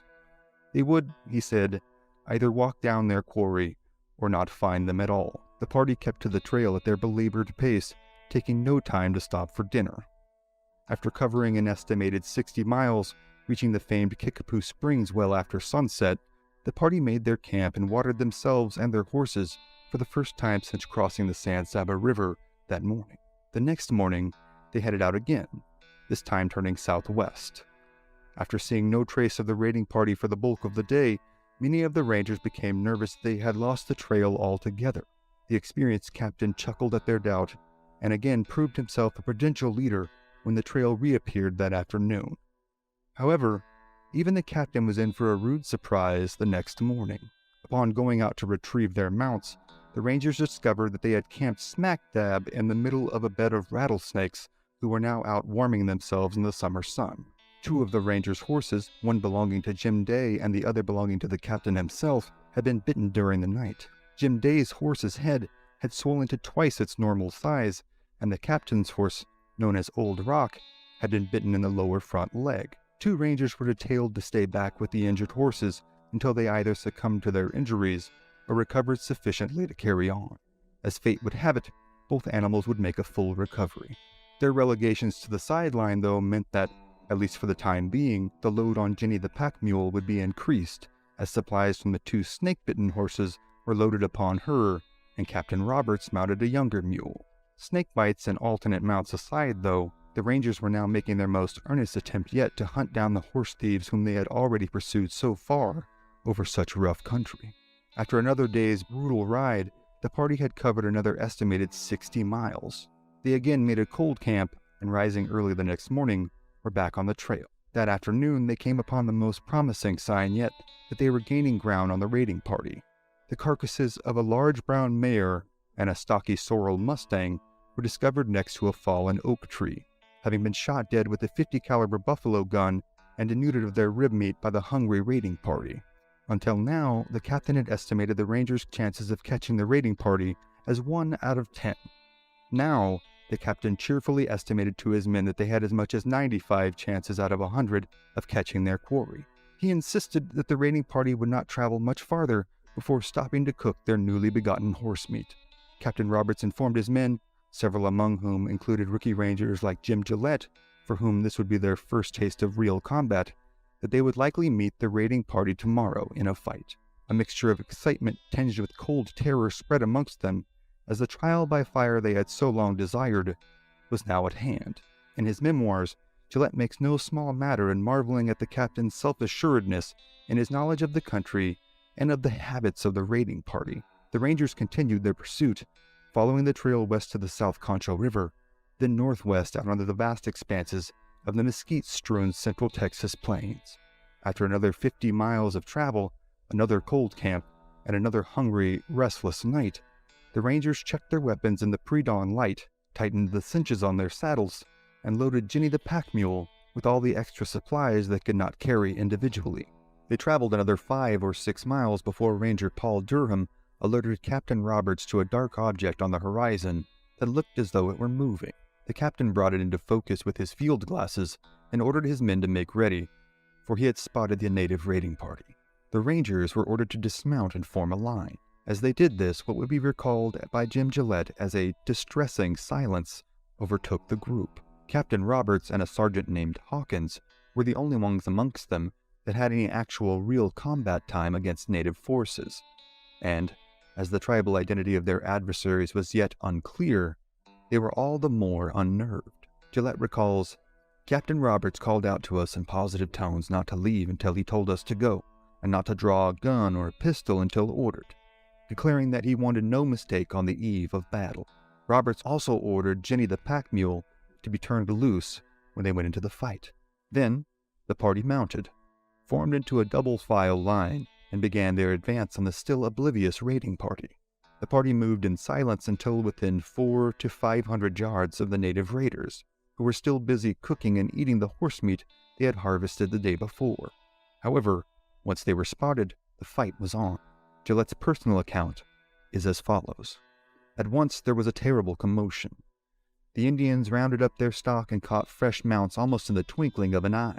Then, led by their old chief, they took positions on a little elevated ground some 200 yards beyond the loose horses. The redskins stationed themselves about 15 or 20 feet apart, their battle line when being formed about 100 yards wide. As each warrior took his station, he dismounted, stood behind his horse, and prepared to fire when given the signal. Gillette recalls the surreal juxtaposition of his very real terror at his first taste of combat, and his fascination with his commanding officer's not only lack of fear, but sense of admiration for the enemy they were about to engage. "Boys, they are going to fight us," he said. "See how beautifully the old chief forms up his battle line?" However, all belligerents present were quickly snapped back to reality by the very real and very immediate demands of battle. Now, within 100 yards of the raiding party, the captain ordered his men to dismount, to shoot low, and to kill any horse bearing a native rider that they could. Any native they could get on foot in this open and austere country, the captain believed they could overtake and kill or capture. Within seconds of this, the parties were engaged. And, as Gillette recalls, with the first shot, everybody, Indian and Ranger, began firing and yelling. Within the first minute of fighting, the Rangers had killed 2 horses and mortally wounded 1 native. In quick succession, the natives mounted their horses and attempted to make an escape, and the Rangers gave chase. Initially, Gillette's horse, himself facing the trials of combat for the first time, was spooked by the gunfire, and instead of following the rest of the Rangers, ran in several tight circles before finally coming under control.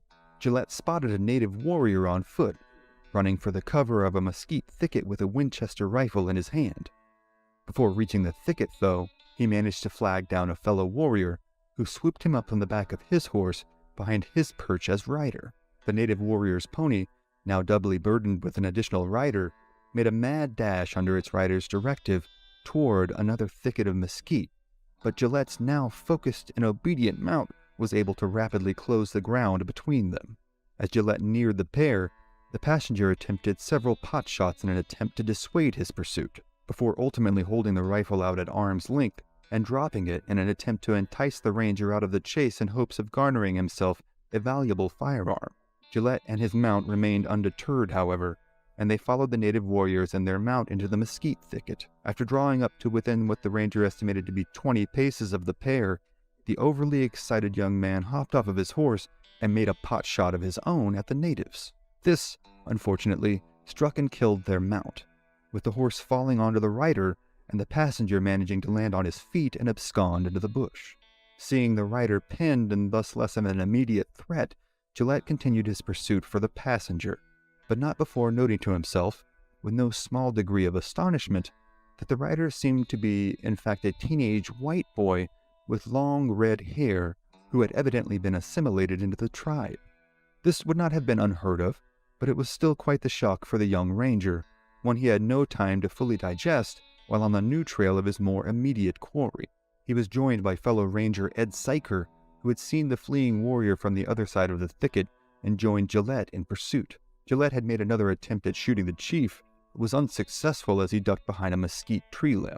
Syker, however, did not miss in his attempt at a follow-up shot and struck the warrior with a shot in the back, killing him within a minute. When Syker and Gillette momentarily examined his body afterwards, it was determined from his leggings and bow style that he and his cohorts were members of the Lipan Apache tribe. The Lipan Apache are part of a group of Apache who had moved south from Canada between the years of 1000 to 1400 AD. These groups eventually subdivided into the Navajo, the Mescalero Apache, the Chiricahua Apache, the Jicarilla Apache, and the Lipan Apache. They occupied the furthest southeastern corners of the Apache lands. These particular Lipan Apaches were the Plains Lipan, whose homelands were these rugged expanses between the Colorado and the Concho rivers in Texas. For centuries by this point, they had been warring with the Comanche. The conflict had seen them continually driven south and oftentimes fighting a two-front war against Anglo and Mexican settlers on one side and Comanche raiders on the other. In the preceding months, they had been relatively quiet, but the promise of this easy acquisition of a large amount of horses was simply too enticing to pass up for the Lipan in these hard times, and these times that were proving to be, even by the harsh standards of the frontier, exceedingly lean. They had, too, long made a habit of absconding with the children of both Mexican and Texan settlers. Too many times to count, a settler family on the Texas frontier saw their beloved children disappear in the blink of an eye, gone forever at the hands of the Lipan, the Apache, or Comanche raiders. This did not, however, fully explain the red-headed rider of the fallen pony. Who was he? How did he come to be here, and was his family aware of his fate? All these questions swirled through the rangers' minds as they made their way back to the location of the fallen horse. But when Syker and Gillette arrived, they found only the unfortunate mount, the mysterious redhead rider having freed himself and disappeared into the Texas landscape. And while none of the rookie rangers had been killed nor seriously injured, and their experienced commanders had emerged unscathed, one of the most experienced members of the ranger contingent had not survived the day. Though she would not be found until months later, Ginny the pack mule had been struck with a single bullet just below the ear, instantly ending her earthly existence, as well as her legendary tenure with the Rangers. Such a loss was felt heavily by the men, so heavily that Gillette devotes a sizable portion of his account to lamenting her untimely loss. All they could do now was make their way with the rest of the Rangers under the command of Captain Roberts back to Menardville. To be sure, they were returning with the recovered horses, but to Gillette's inexperienced mind, they were seemingly more questions than answers after his first brush with mortality. Who was the red-headed boy? How had he ended up with the Lipan Apache, and where had he disappeared to?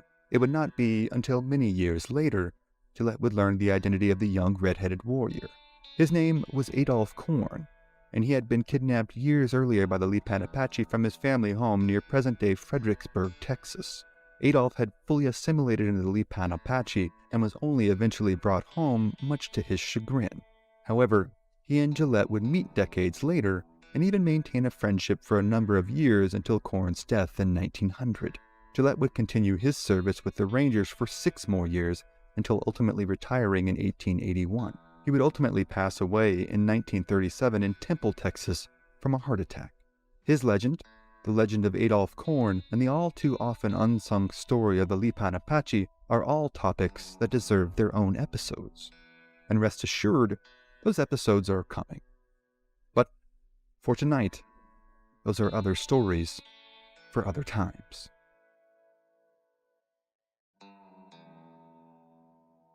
Southwestern Oklahoma, 1848. In the middle of the night, deep in the Wichita Mountains, a small village of Comanche lies quiet, with almost all of its inhabitants deep in slumber. Inside of a warm teepee, a young mother and her infant son are sleeping peacefully. The woman's name is Nauta, and she is the wife of a revered war chief named Peta Nakona. The baby boy is the couple's first child together and the apple of his parents' eye. His name is Quanah. For weeks now, since the day of his birth, Peta Nakona has fawned over his newborn son. He has bragged and boasted to his comrades about the size and strength of his boy and of the great deeds he would surely accomplish as a hunter and warrior. But on this night, Peta Nakona is miles away. He and the rest of the able-bodied warriors in the village are on the warpath. The Comanche are a mighty people who have laid claim to the most valuable real estate on the plains for roughly a century and a half by now. By this point in the late 1840s, they have subjugated or driven off virtually anyone who was opposed to them, from the Tonkawa to the Spanish to, most recently, the Texans. In doing so, they have acquired an extensive list of enemies, from the aforementioned adversaries in the Spanish, Texans, and Tonkawas to itinerant Mexican farmers and American fur traders. The Comanche had not hesitated to inflict horrific damages in order to sustain their territories in the southern plains. The afternoon prior to this evening, Peta Nakona had assembled his band of raiders, and the party had headed west. This group is largely composed of warriors from the Nokoni, or Wanderers Band, and likely includes a few members from other bands, as well as their longtime allies, the Kiowa. Their intention is to engage a Navajo war party that has been spotted in the area. Their conflict with the Navajo is one of their oldest, longest-running feuds, and the Comanche warriors bristle at the thought that their territory is being encroached upon. The warring between tribes, though often unrecorded, was often fraught with atrocities and horrific losses. The fight for resources and territory was as constant as the battle against the elements and starvation. A vicious, seemingly unbreakable cycle of grievance and vengeance often held rival tribes at odds for decades. Raiding was seen as a cultural pastime, perhaps even a cultural necessity, by most tribes on the continent. It was viewed as a perfectly honorable pursuit to find the nearest village of a longtime enemy and sweep down upon them in a torrent of violence. The killing of males was generally to be expected, but women and children were often not exempt from such horrific, violent ends. Those not killed immediately could expect, at best, to be adopted into the tribe that had just decimated their families. The worst they could expect was a torturous end that would later be spoken of in feared, hushed tones around the campfires of pioneers, Texas Rangers, and Army soldiers. Those raids might come at any time, though generally they slowed during the winter. Should a village be caught unprepared, it could find itself snuffed out by an enemy raiding force, gone as though it never existed. To be sure, this is not to say that intertribal warfare was the only interaction between tribes, as many tribes had long established relationships with their neighbors based on trade and mutual welfare. However, life for all tribes was a continual fight against privation and scarcity, one that created a quite fluid map of tribal territories and loyalties. Tribes like the Crow were driven out by the Sioux, while the Apache were driven from virtually the entirety of Texas by the Comanche. The Navajo, who referred to themselves as Diné or the People, had long warred with their Apache and Ute neighbors, but even in 1848 still held a particular disdain for the Comanche. The Navajo had descended from the Athabascan-speaking tribes of northwestern Alaska and Canada. Their ancestors, along with the ancestors of the Apache, had come down to what are the present-day states of Arizona, Utah, and New Mexico from their area of shared origin sometime in the late 1400s. They had at first existed as hunter-gatherers, but had adapted the crops and farming techniques of the Pueblo people, who had inhabited the area for centuries. Though their relationship with the Pueblo would also be fraught with contention throughout the years, the Navajo adapted quickly to their new environs by focusing on the production of the three sisters crops of corn, beans, and squash. With the arrival of the Spanish, goats and sheep became common in the American Southwest as they were a hearty protein source that could subsist on the meager grazing options available in the sparse deserts. As the Spanish continued their northward incursion from Mexico in the 1600s and 1700s, they too were subject to the same relationship of intermittent trading and raiding, as were all neighbors of the proud and powerful Diné people.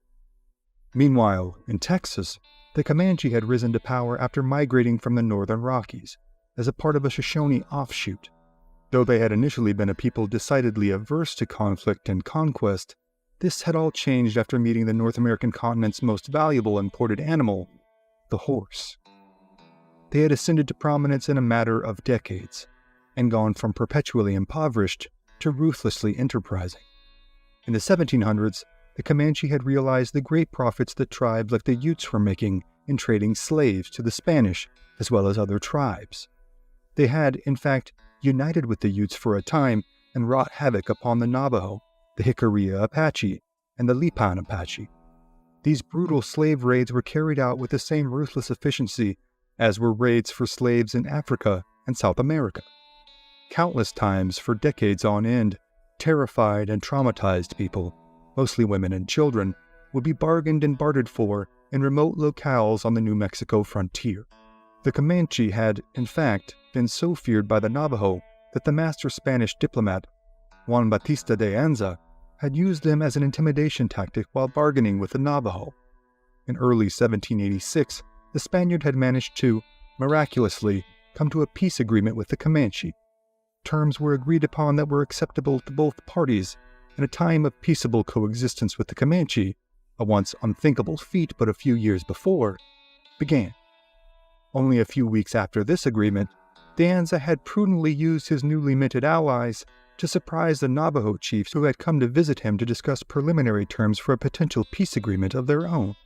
When De Anza informed the visiting Navajos that the Comanche were now his personal friends, the message to the Navajo was implicit. Should they not agree to halt their own raiding of De Anza's outpost, they could expect a visit from their much-dreaded enemy. Peace terms were subsequently agreed upon, and for a time, a period of socio-political stasis on the southern plains was, at least to some degree, achieved. The Comanche also referred to themselves as the people, in their language, Namernu. They viewed themselves through a lens of unabashed superiority, and their enemies as something less than, worthy of neither pity nor mercy should they intrude upon Comanche land or offend Comanche sensibilities. However, their bloodline is one of the most diverse on record amongst native peoples on the North American continent. This is due to the Comanche penchant for adopting a portion of the captives that they stole. Many times over the preceding centuries, at remote locations on the Texas frontier, families of Tonkawa, Karankawa, Lipan Apache, Mexican settlers and Texas farmers had been decimated, with their women and children often carried away, never to see their homeland or kinfolk again. Those not sold as slaves to other tribes or New Mexico traders would often end up as fully fledged members of the Comanche. This could be a relatively seamless process with young children who would simply be raised as Comanche. However, oftentimes the process for adoption into the tribe was a harrowing, lengthy, and arduous process. For their first weeks or even months with the tribe, the newly acquired captives would be made to do the least desirable jobs in camp, from cleaning buffalo hides to tending horse herds.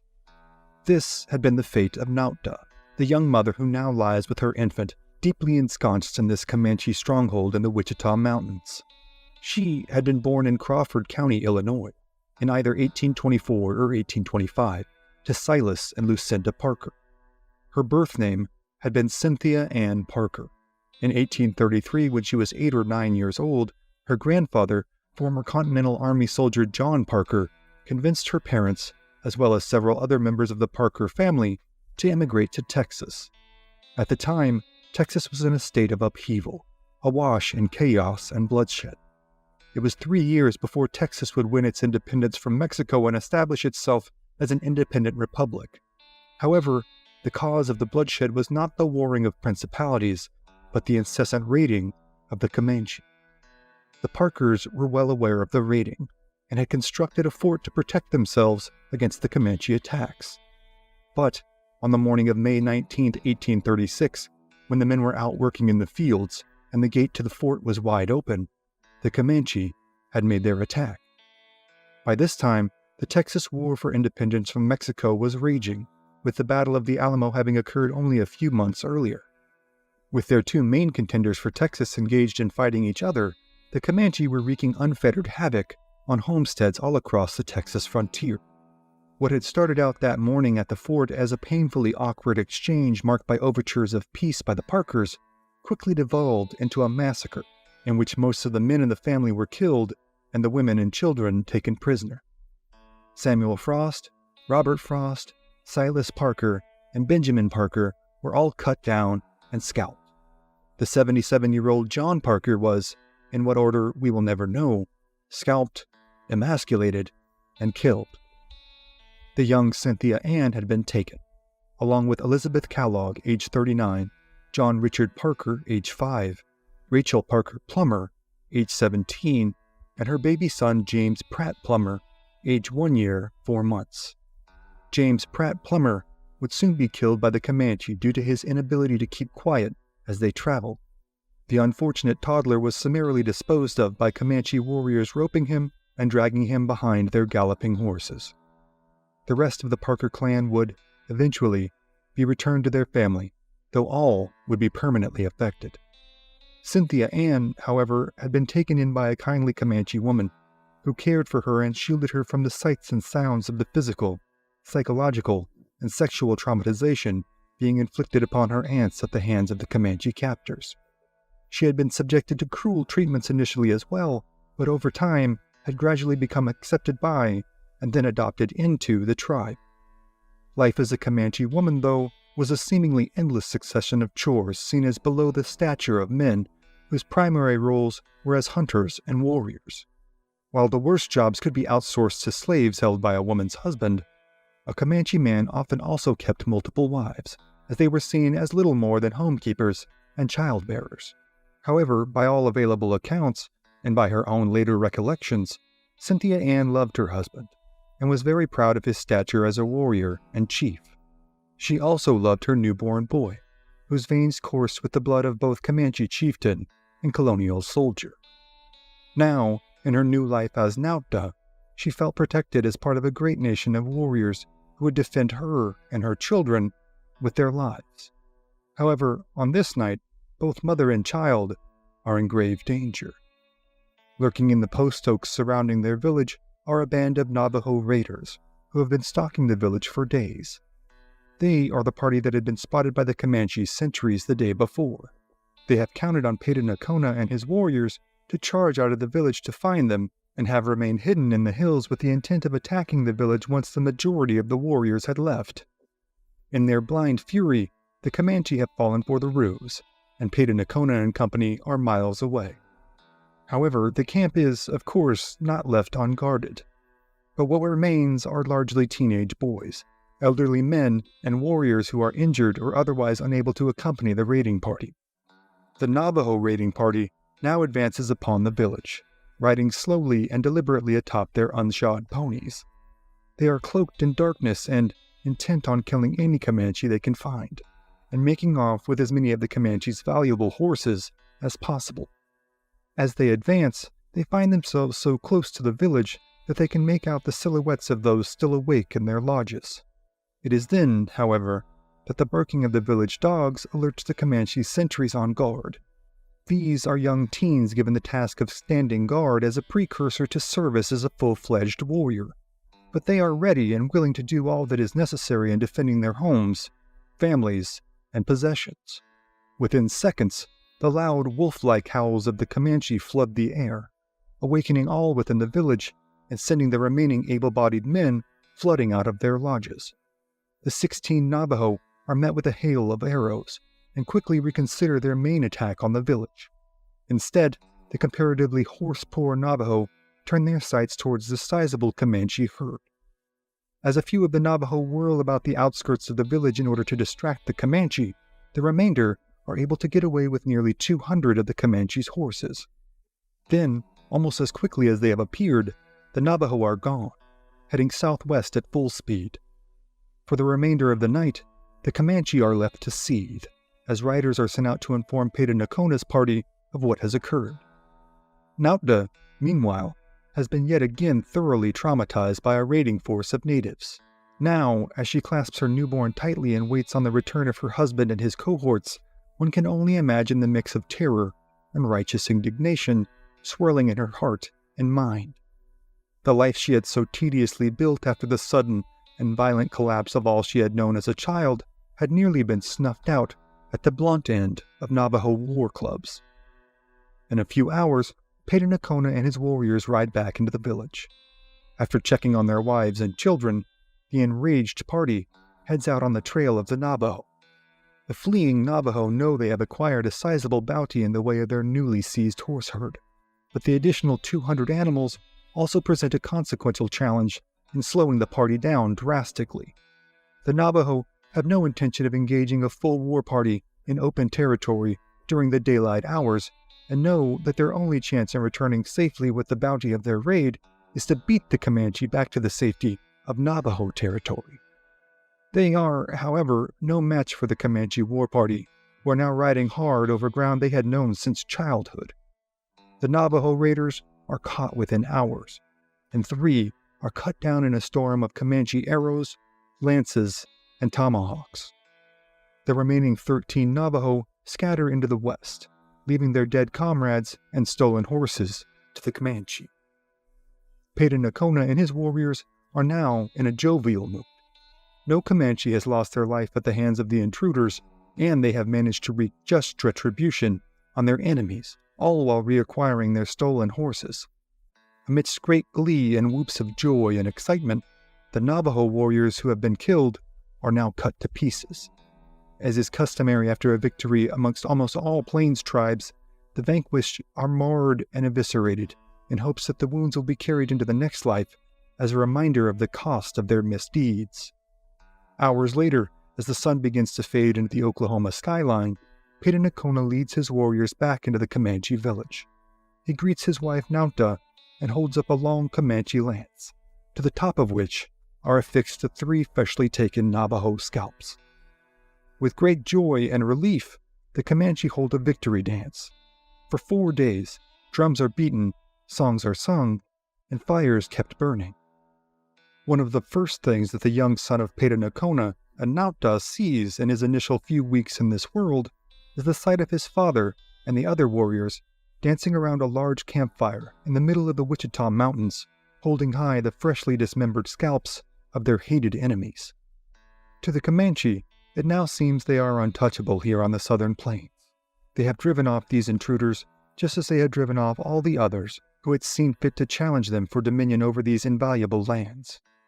It must have seemed to Peta that his son, the young Quanah, was destined for a princely life that would see him ascend to a position even more powerful than his father, and to Naunta it must have seemed as though her former life as Cynthia Ann was a world away, something she could forget forever, as she was now part of, and party to, the lineage of the proud Comanche. But the young parents, as it would turn out, are only partially correct. In just over a decade, the world they now know will be overturned entirely. In little more than a year, the Comanche will begin to see a curious outbreak amongst their people. It starts amongst the Penateca, the southernmost and largest band of the Comanche, who live in closest proximity to the white settlements. Then, it begins to spread. The afflicted suffer from severe diarrhea and vomiting, dying of kidney failure and dehydration often within hours of being infected. The disease is known as cholera, and it will go on to kill an estimated half of the Penateca band by the 1860s. The epidemic will go on to devastate not only the Comanche, but virtually every tribe it comes into contact with. Coming on the heels of several devastating smallpox epidemics throughout the early 19th century, the demographic collapse of the lords of the southern plains was all but assured. The Comanche would also be continually pressured by the incessant influx of settlers into the burgeoning Republic of Texas. In the coming decades, they would see their territory encroached upon and taken over until they were relegated to but a small corner of their beloved homelands. Naunta would see her life upended yet again as Texas Rangers would kill her husband and haul her and her baby off in 1860 to be returned to the Parker family. During this raid, Quanah and his little brother, a boy known as Peanuts, would escape the fighting, never to see their mother again. Quanah, for his part, would go on to become the last great chief of the Comanche, a fierce warrior and skilled diplomat, and a man who seemed perpetually caught between two worlds. But in 1848, all of this seems inconceivable to the joyous band of Comanche as they sing and chant into the night, faces alit by the flames. They are the mighty lords of the southern plains, the Nirmanu, the people, and their downfall is not yet at hand. And so for now, the many tales of the Comanche's reign over the southern plains, as well as the lives and legacies of the Navajo, Texans, Mexicans, and Americans, are all other stories for other times.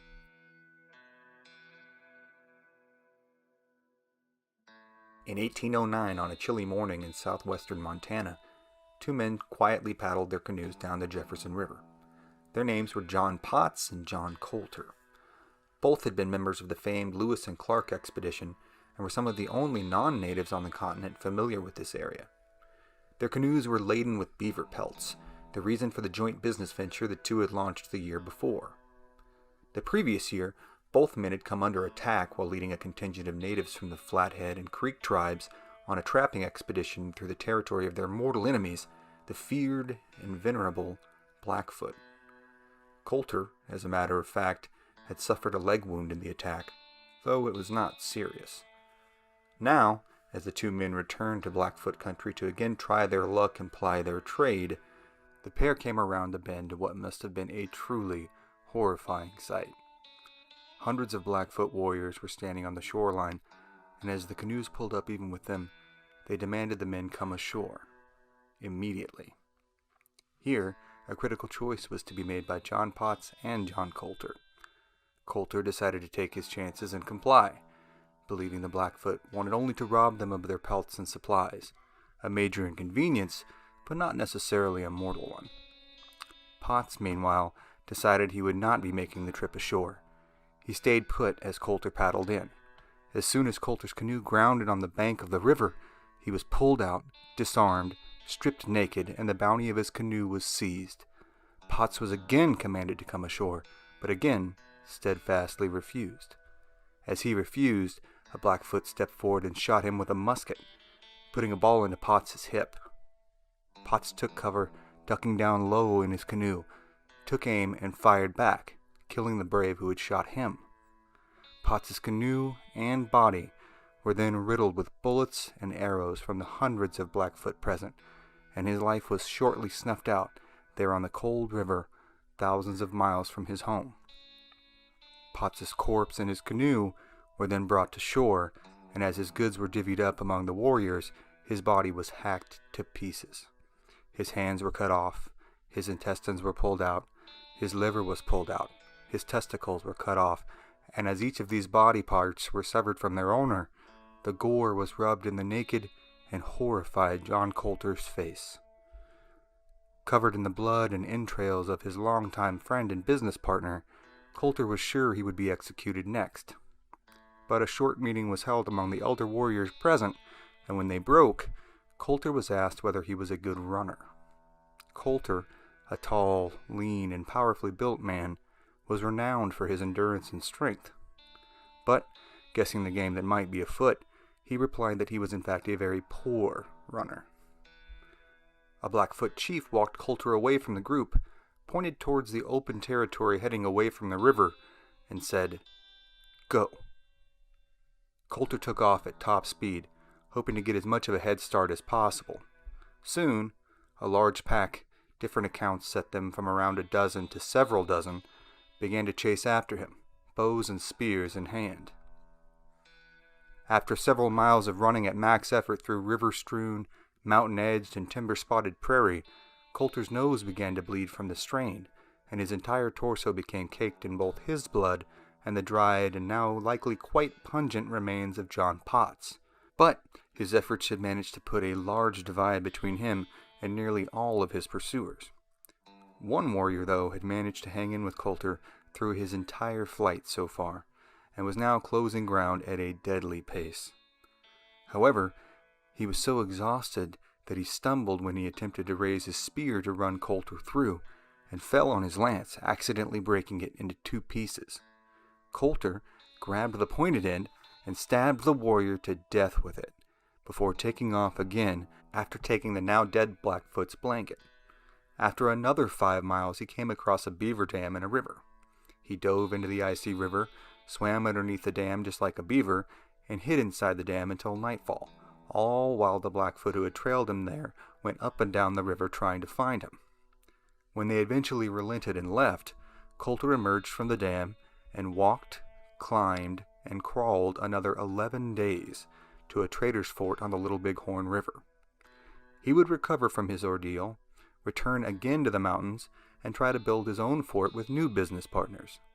However, after going out to check their traps and returning to find that the Blackfoot had killed everyone in camp, 17 people, he fled the mountains for good, never to return. Coulter moved to Missouri, married, and died in 1815, though there is some debate to that, and the exact cause remains unknown.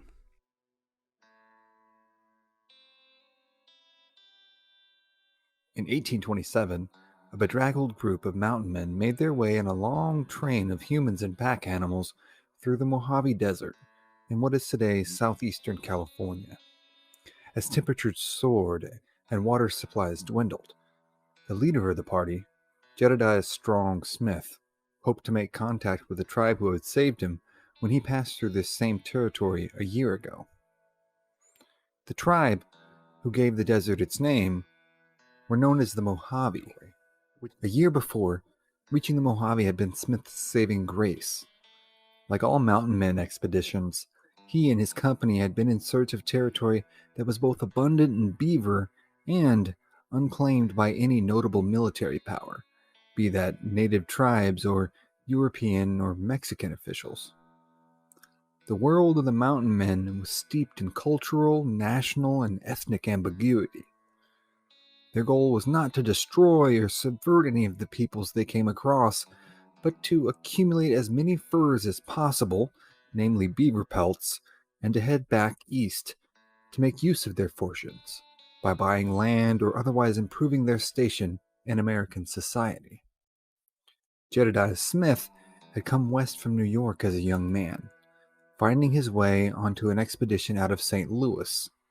He learned quickly that in order to survive in the austere and often inhospitable American West, one had to adapt quickly, think clearly, and move decisively. Or they would soon die a hard death, many miles from home. This was the world of gray, where the enemy of one's enemy was a friend until they too became an enemy. Such was the case for Jedediah Smith's beleaguered party. In the intervening year, trappers from another band based out of Taos, New Mexico, had abused and killed a number of Mojave before swiftly departing from their lands, headed west to California. The Mojave saw no difference, nor would they have any real way of telling, in the Taos party that had abused them and Smith's party, which finally found their village and dragged themselves in, begging for food, water, and fresh horses. At first, the Mojave were friendly enough, sharing and trading food and water, though refusing to part with any horses. Actually, considering the circumstances, they were pretty darn nice. Smith even ran into a Mojave man named Francisco who had worked for his expedition the year before. Francisco was friendly, but informed Smith of the Taos trappers killing his tribesmen during the last year and hanging their bodies from trees. Smith knew this was certainly not good, and beseeched Francisco to take gifts to his chief and inform him that Smith and his party had no intention of committing any such acts, and only hoped to resupply and move on westward. The Mojave, for their part, seemed willing enough to help. They helped the trappers resupply and gave them fresh mounts, even provided grass canoes so the trappers could more easily cross the Colorado River with their belongings. The mountain men were exceedingly grateful for the help and seemingly unaware of any danger. But when they were halfway across the river, the Mojave sprang their attack, attacking with a barrage of arrows, rocks, and spears. In what took only a matter of seconds, 10 men were hacked, pierced, and bludgeoned to death as their dying screams mixed with the war cries of the Mojave, the cracking of bones, and the placid rippling of the Colorado River. The attack took place with such ferocity and surprise, the 9 remaining members could only make their way as fast as possible to the other side, amidst a barrage of arrows and rocks and spears, to try and take cover. And as the Mojave hacked the 10 unfortunate trappers into pieces, and also carried off 2 native women traveling with the party, there was a momentary lull in their attack, as Smith took stock of their available weaponry. Some knives, some hatchets, and 5 rifles with limited ammunition. And what must have been an agonizing few minutes of nerve-rattling silence, the men lashed knives to the longest, straightest branches they could find, double-checked the shot in their rifles, and unsheathed their hatchets in anticipation of the close, bloody conflict to come. Smith wrote in his diary that he had reassured his men that they would in fact survive the attack that was soon to come. But, he confided, he did not actually believe this was possible. However, he remained cool, and after allowing the oncoming Mojave to charge within rifle range, ordered a volley to be shot into their midst. 2 Mojaves were killed outright. It was never the custom of any native tribe to sacrifice large numbers of warriors to gain a victory or a position, and accordingly, the Mojave broke their attack and retreated to the safety of the village. This afforded the trappers a chance to slip out into the desert and head west from near today's Needles, California, to today's San Fernando Valley. Here, they were found and cared for by a local California rancher.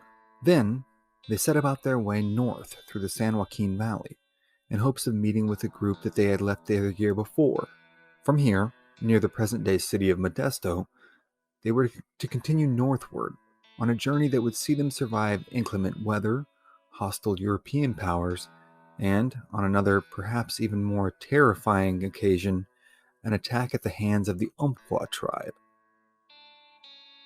Smith would go on to survive that trip, make it all the way back to the yearly rendezvous in Wyoming, and even tried to retire in St. Louis.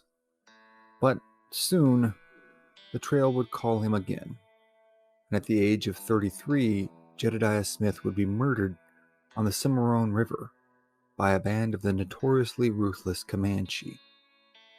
His story is perhaps the greatest unknown odyssey in American history, but that is a story that will have to wait for another time.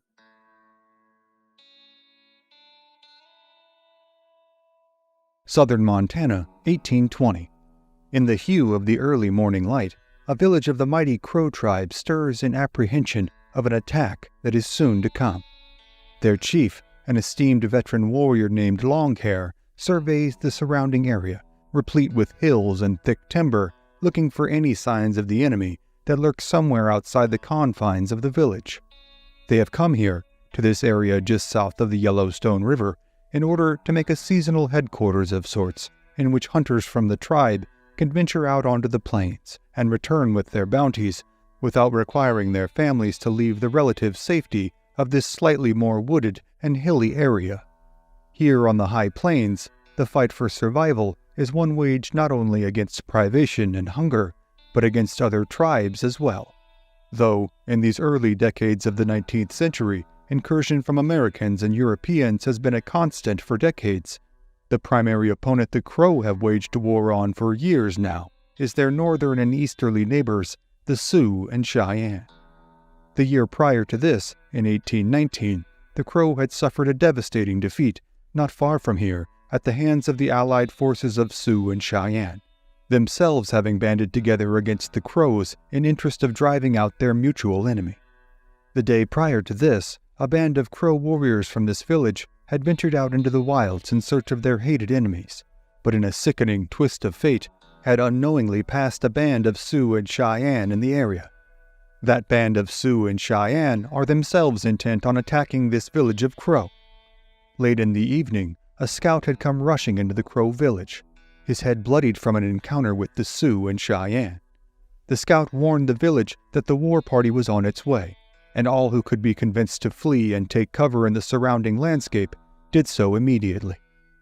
Those who remained worked feverishly to construct timbered breastworks along the village perimeter, in an attempt to solidify any cover for themselves that they can.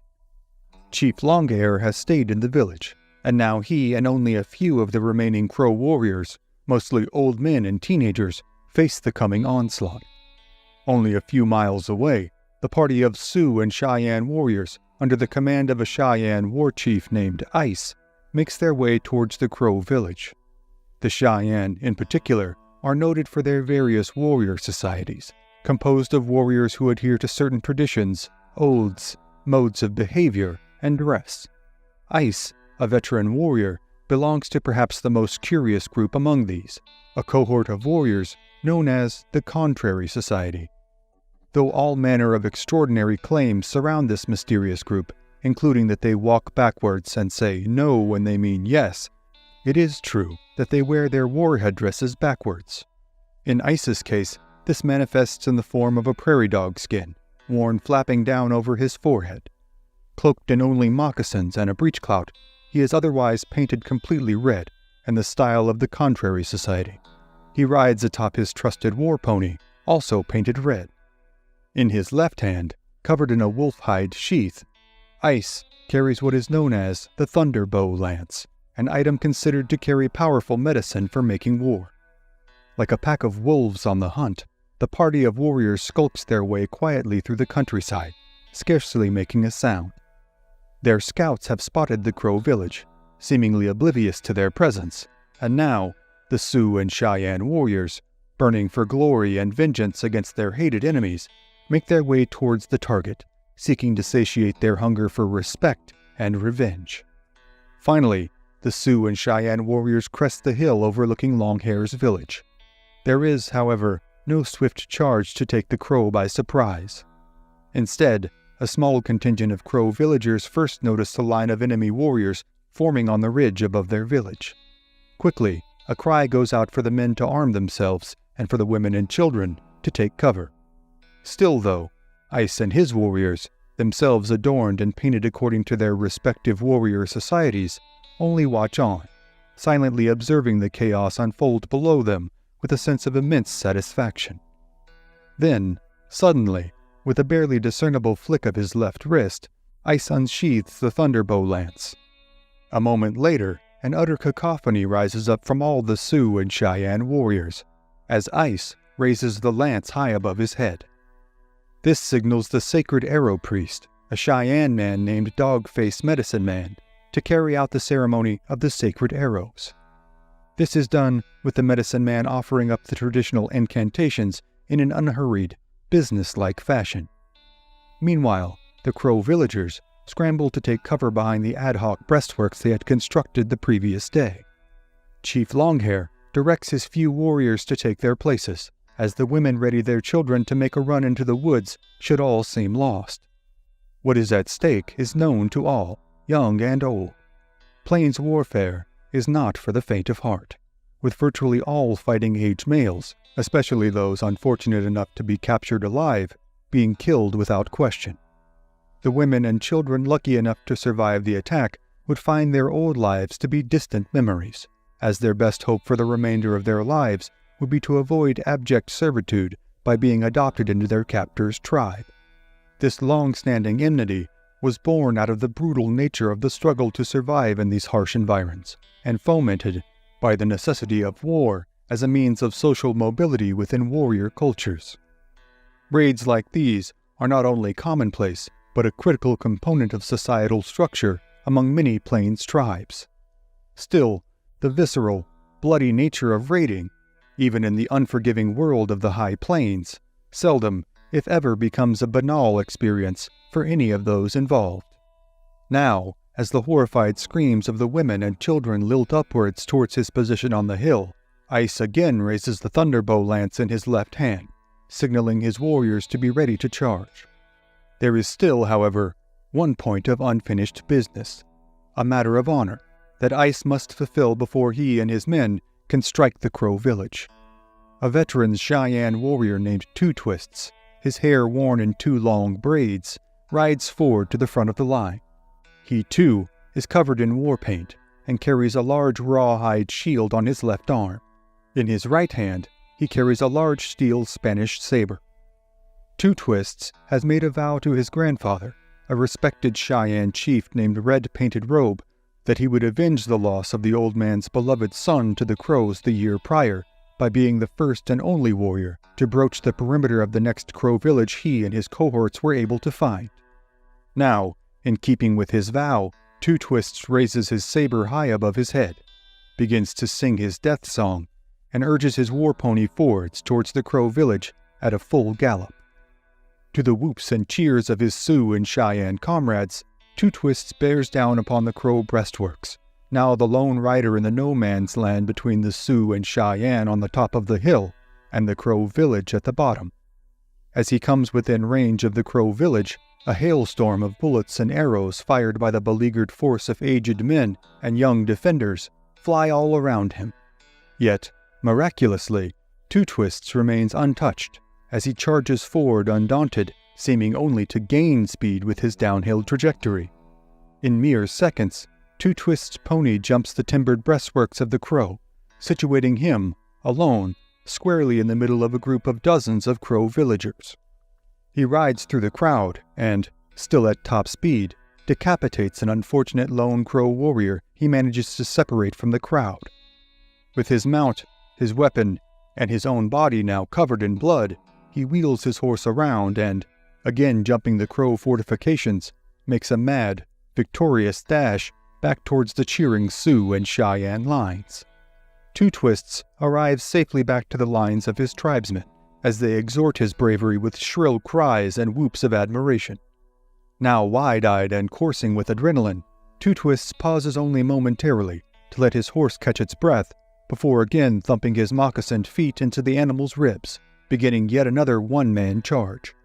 Again, he charges, saber held aloft, and again crests the defenses of the Crow.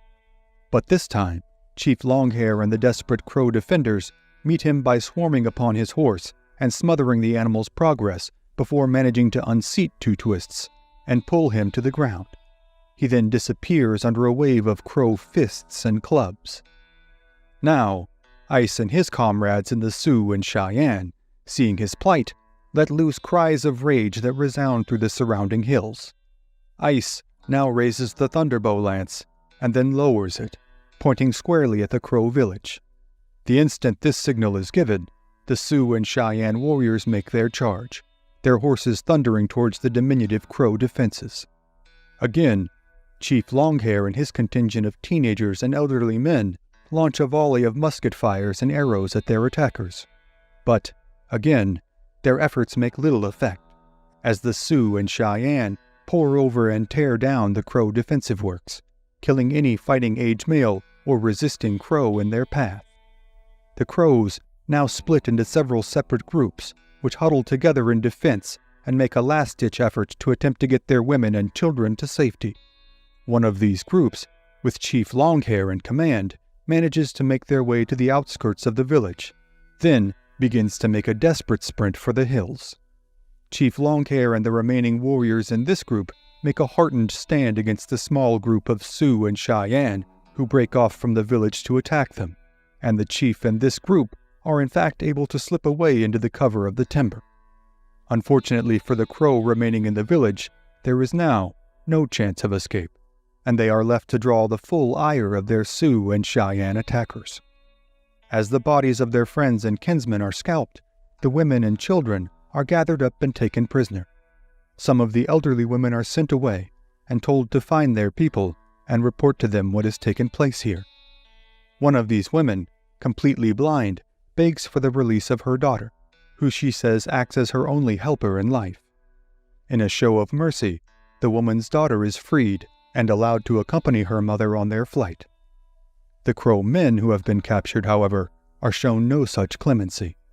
To a man, they are all put to death at the end of lances and clubs, as their friends and families helplessly watch on. Then, after the Crow village is looted, the captives are secured, and the trophies of war properly claimed by each warrior, Ice and his band of warriors disappear over the hill, with the only trace of the Crow village now being the empty shells of its lodges and the weeping and lamentations of the prisoners. Great glory has been won this day, perhaps most prominently by Two Twists, who had in fact managed to fight his way out of the swarm of Crow defenders and carry on the attack with his fellow warriors. He will go on to become not only a legendary warrior, but a revered chief. Meanwhile, Chief Longhair and his band of survivors will indeed, in the next few days, find and rejoin the band of warriors that had left their village in search of the very Sioux and Cheyenne who had attacked. The torrent of grief and sorrow that must have been unleashed at the news of the attack and the resulting devastation can only be imagined, though its exact recollections will go unrecorded. What will be remembered, however, is the storm of violence that is about to be unleashed, at levels never before seen by either faction, between the Crow and the allied forces of the Sioux and Cheyenne. But the many tales of the brutal battles that will unfold in the wake of this bloody affair between age-old enemies on North America's high plains are, for tonight, other stories for other times. Thank you again for joining us on this episode of History at the OK Corral. Be sure to click the like button, share this episode with a friend, and become a subscriber. Also, if you'd like to support our work and gain early access to episodes as well as ad-free viewing, you can become a member of this channel by clicking on the join button below. And we'll see you next time on History at the OK Corral, home of history's greatest shootouts and showdowns.